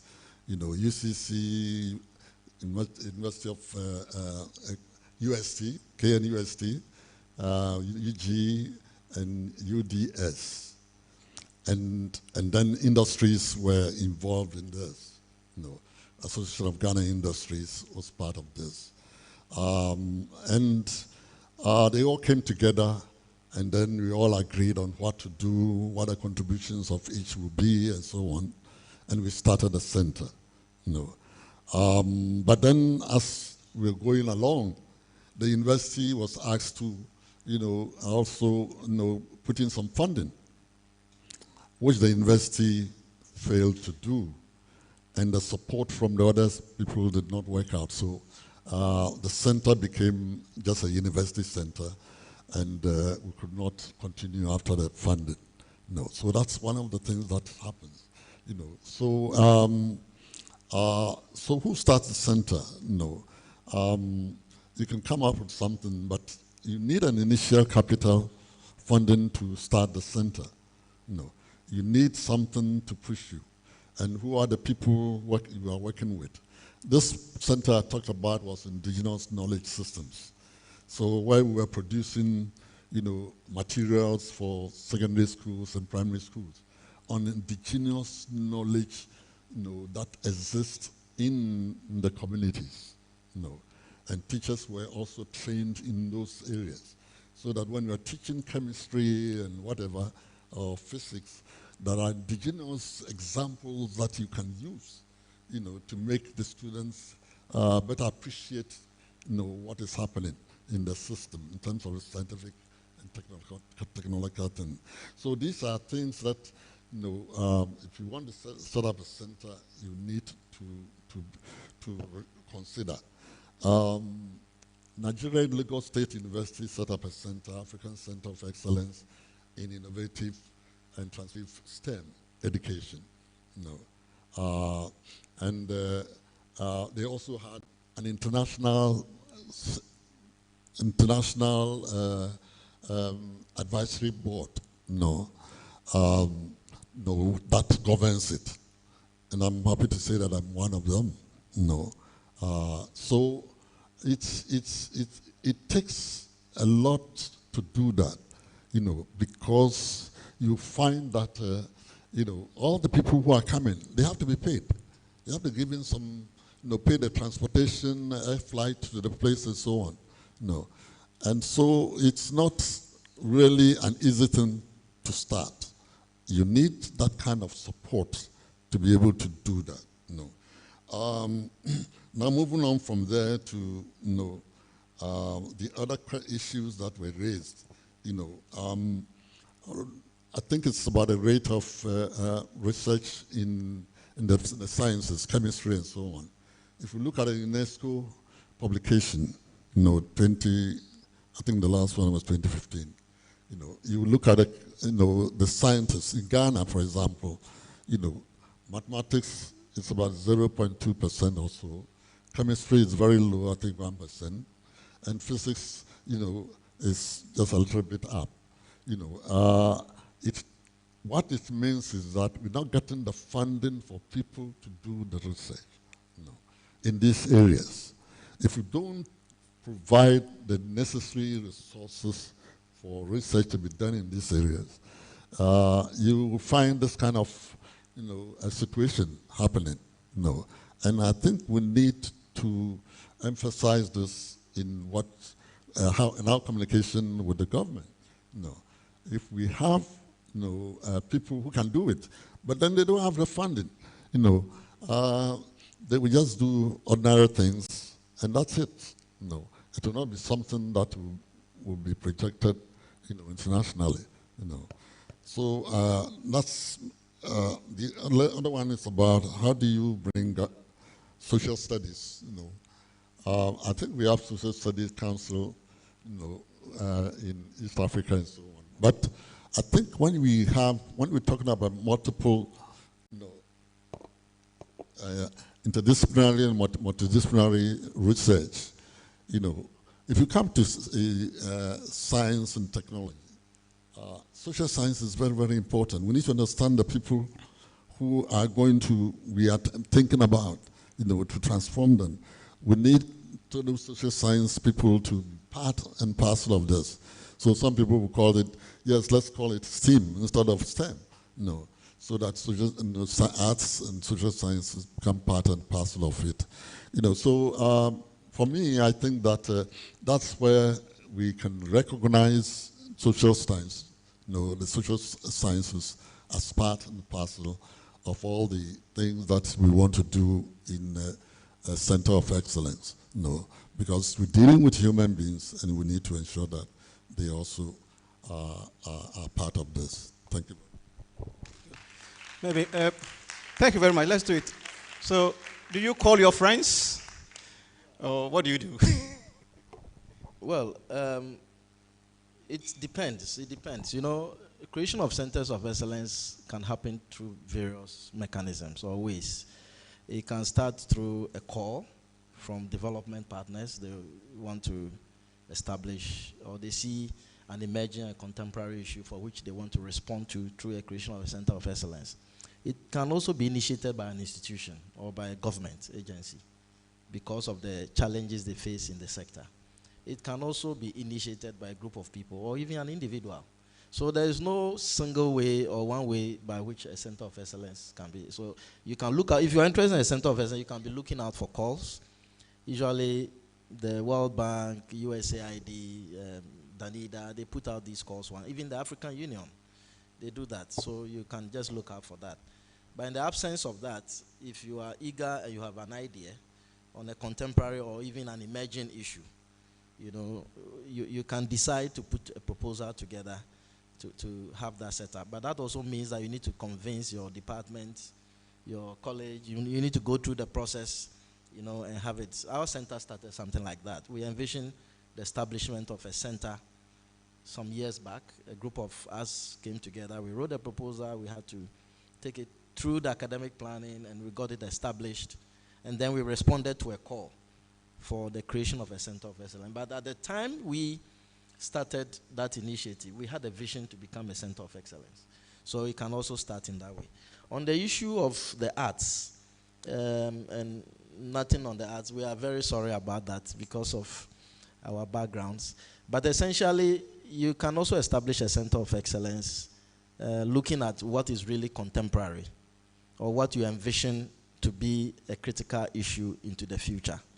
And you can respond to that emerging issue by creating a center of excellence as a response to that expected situation.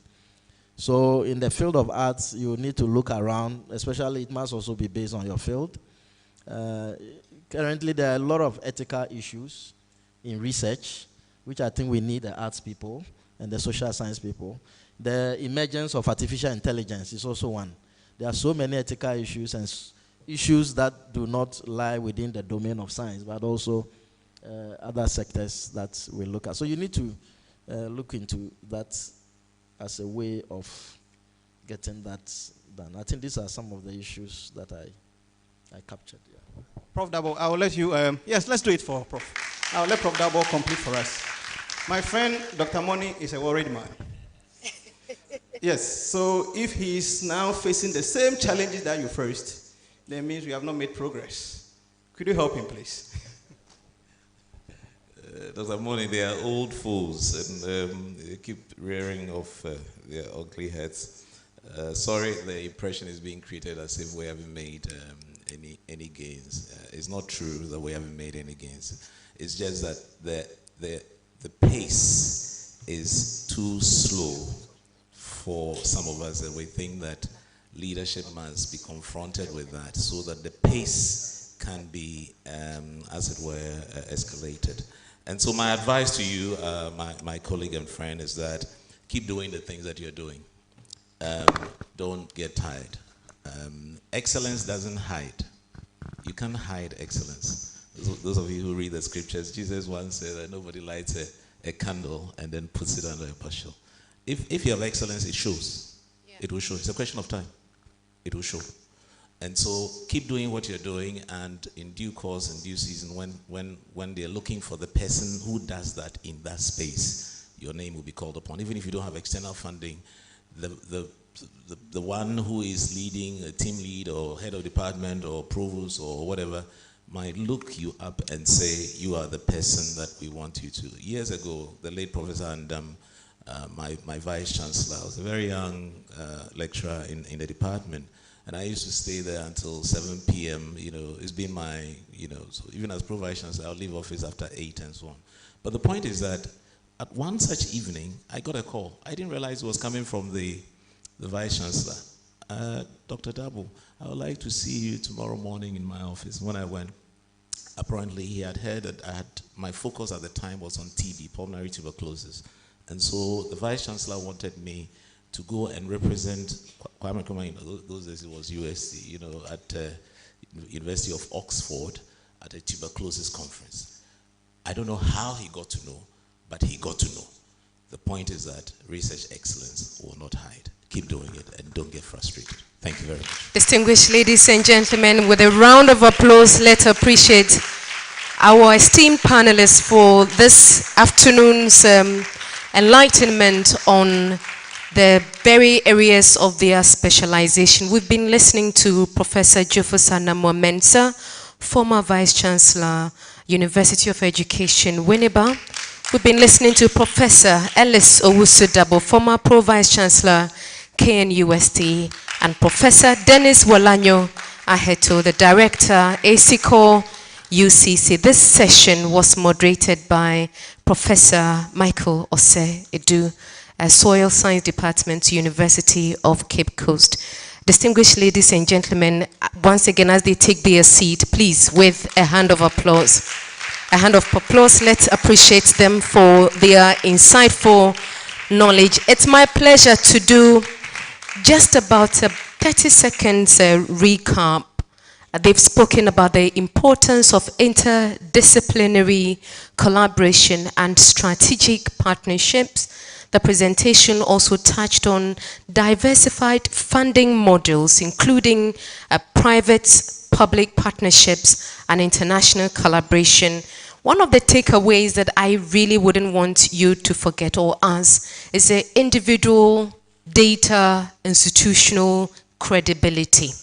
And then approaching the negotiating table with the mindset that you are bringing value, and so you dictate the terms and you dictate the pace. And I believe as we are live, one of the areas that policymakers would also love to take note here is the governance structures at the national level, so that at every point in time, we'll not be going to the global north for support.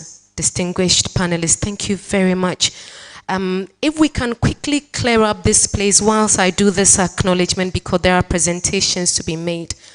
Madam Eunice, if your team can quickly help me do this here. The camera would have the concentration on me as we do this, then quickly we do these presentations. It's my pleasure to acknowledge some of the dignitaries that have joined us here. Some, not all. As the protocol has already established, we have with us the former Vice Chancellor of the University of Cape Coast, Professor Joseph Gate Ampia. Please let's appreciate his presence. We also have the former Pro-Vice Chancellor of the University of Cape Coast, Professor George K.T. Odro. We were joined by the Dean of Student for Development Studies, Professor Angela Akosu. The Director of Research, Innovation and Outreach at IEPA, Professor Hope Pius Nujo, has also joined us. Thank you very much. Then the Head of Department for Environmental Science, Professor Michael Mihita, also joined us, please, with a hand of applause. Thank you very much, sir. Then the Head of Department for the Crop Science, of course, and the moderator for the session, Professor Michael Edu, also has done a great service this morning. Thank you. the Director of Seed and Seedlings, Professor Ernest Te, AAC, also joined us. With a hand of applause, let's appreciate him. The Director of Ophthalmic Science, Professor Samuel Che, joined us. Professor Che, thank you very much. So on that note, we wish to take the opportunity to appreciate all faculty members, all administrators who joined us. We have, so I don't forget, the Deputy Director of Research and Innovation and Development at the Takrady Technical University, Professor Johnny Wa. Prof, where are you? Thank you very much. We appreciate you a lot. And he doubles, well, we have the student and their tutor, St. Augustine's College. St. Augustine's College, the only college in the country. Thank you very much for joining us, gentlemen. We appreciate you sincerely. So how best do we show our appreciation to these distinguished panelists? We want to call on a few individuals to help us do these presentations. Professor Joseph Gatampia, would you kindly do us the honor if you could mount up the stage? We're going to present a few citations that have been inscribed on a plaque.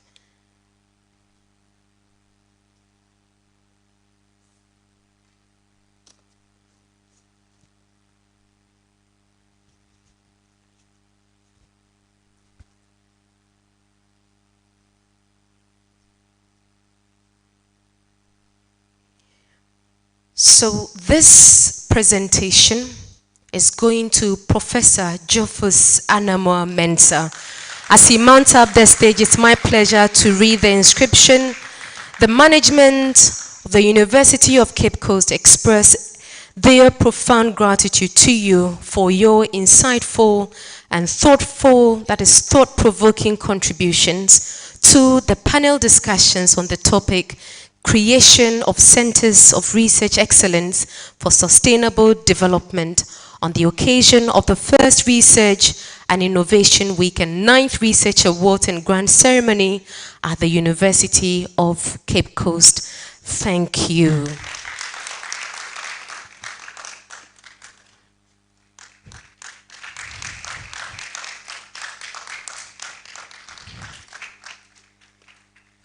Thank you very much, Professor. Professors, thank you. Prof, thank you very much. It's my pleasure to call on Professor Rosemond Bohene to do this presentation. Kindly, Ma'am.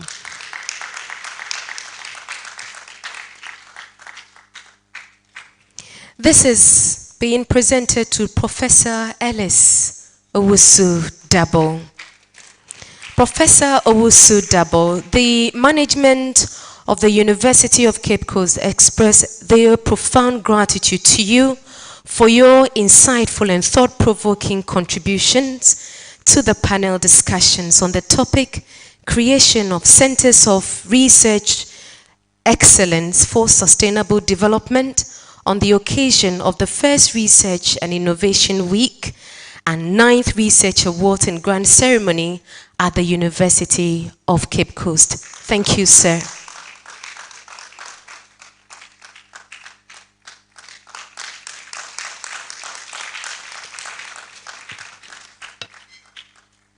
Thank you very much. Thank you, Professor Rosemond Bohene. Congratulations to you, Professor Ellis. It's my pleasure to call the former Pro-Vice Chancellor of the University of Cape Coast, Professor George K.T. Odro, to do us this honors, please.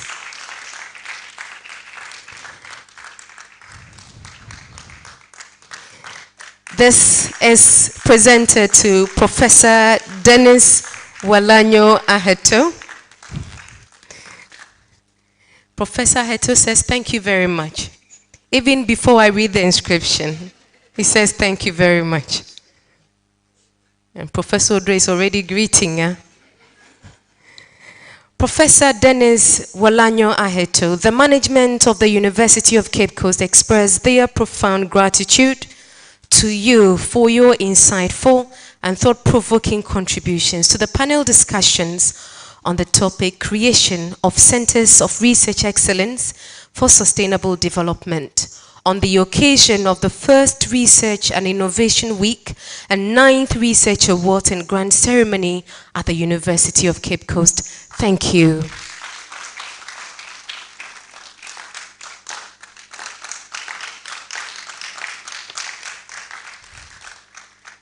Thank you very much, Professor Katie Odro, and congratulations to you, Professor Dennis Walanyo Aheto.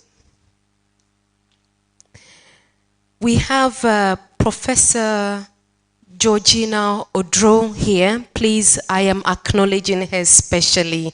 Professor Georgina Odro, please let her know if you can just give us a wave. You don't like that, but I have done exactly what you don't like.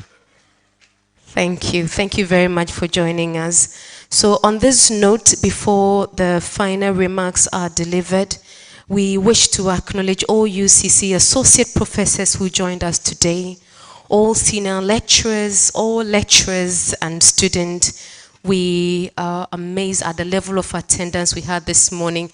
It began like raindrops. We thought you were not coming, so clap for yourself, please. All of you, clap for yourself, and we sincerely appreciate your presence. Thank you. We will take the chairperson's concluding remarks, Professor Rosemond Abwajua Bohine, with a hand of applause, please.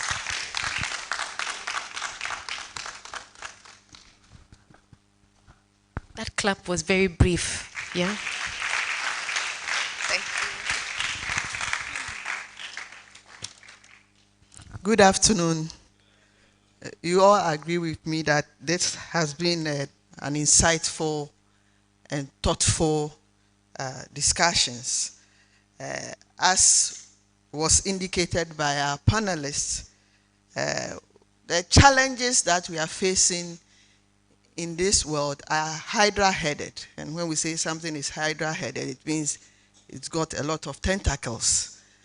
And therefore, there is a need for us to find solutions to these challenges. And some of the solutions that we have in relation to these challenges is the creation of the centers of excellence, centers of research excellence. And when I was listening to the discussions, I was just reflecting. I'm someone who likes to do a lot of reflections. And everywhere I go and I see the challenges and I see the problems, I always ask myself, what are the universities doing? What are the academics doing?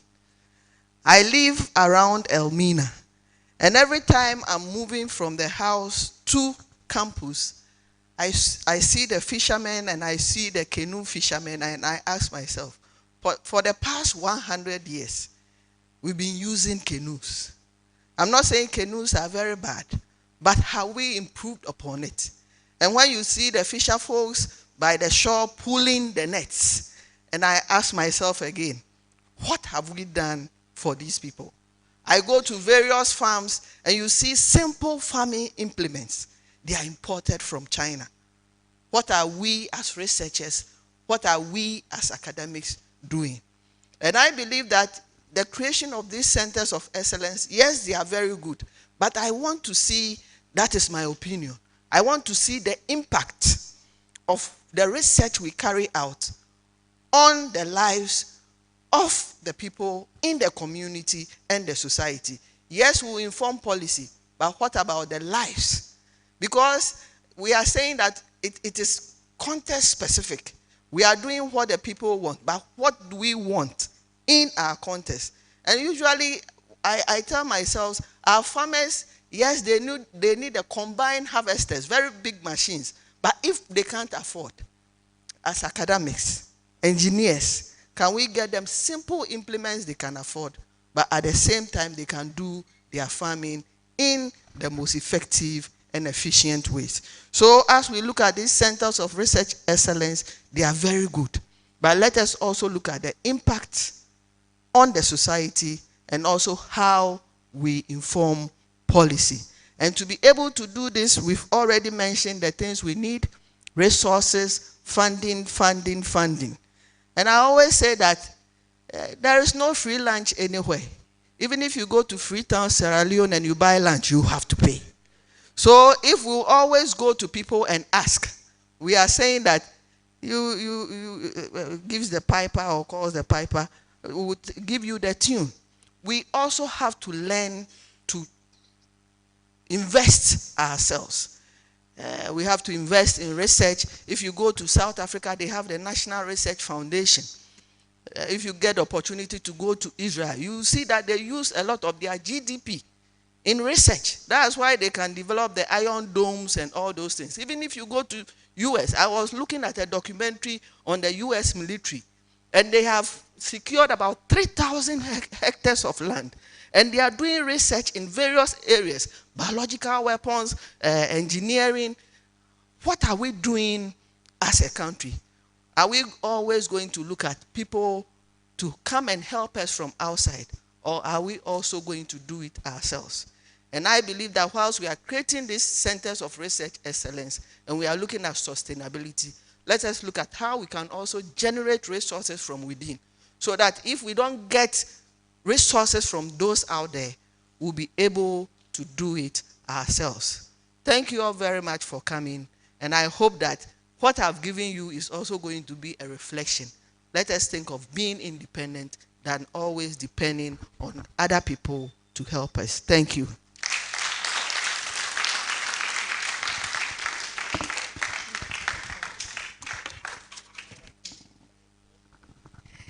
Professor Rosemond Bohini, thank you very much. So Professor Heto, you remember a couple of years ago, the first fisheries conference in Accra. Professor Dennis Wolanyo Heto had just finished his presentation and all the research that had been carried out, and I had to interpret that into the local language. Then when it was the time for the Q&A session, one fisherman said, and I want to say it in English, he said, "So you are the reason for all the policies that government is implementing. Next time when you want to change any of our implement, ask us before you do your research." And that reminds me when Professor Bohini says, what have we been doing about the canoes? So when you see the fishermen, let them know that there have been a proposal that the canoes will soon be changed, so that finally they would understand that this is also part of the collaborative research. Distinguished ladies and gentlemen, thank you very much. We want to end on a note of thank you, a prayer. Reverend Professor Kankam Bwedu, with the UCC chaplaincy, will do that for us with a hand of applause.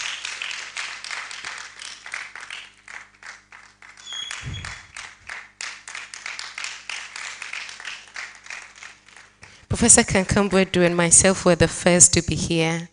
And so to still find him at this time, he was giving me a lot of proverbs. We appreciate him. Prof, thank you. Thank you very much. May we be on our feet as we register appreciation unto the Most High God. And so, Father, our hearts are filled with gratitude for having led us through this discussion. We did start with your name, and this is how far you have brought us. Discussions that have gone on, we pray that we're able to implement them. That next year come round, we will see different things altogether. Father, we present ourselves unto you as we journey through tomorrow. Public lecture, grant awards. Let your presence go with us. So in the final issues, we'll have every cause to glorify your holy name. Above all, as we depart in, may your grace, may your peace, that passes all understanding, be with us now and forever. Amen. Thank you very much. Thank you very much. Before please, we would all remain standing for our dignitaries to take leave of us. But remember tomorrow's event. Tomorrow we want to be here as early as 9 a.m. because exactly 10 a.m. the event takes off. And do your best to, at least with a snippet of videos and pictures, share this on social media and ensure that you invite somebody from your faculty or from your office. Tomorrow is an entire public lecture. You wouldn't want to miss it. Once again, thank you very much, and distinguished panelists, we appreciate your expertise. God bless you. Do have a very beautiful afternoon. Please, let's be upstanding as our distinguished guest, together with the panelists, take leave of us, please.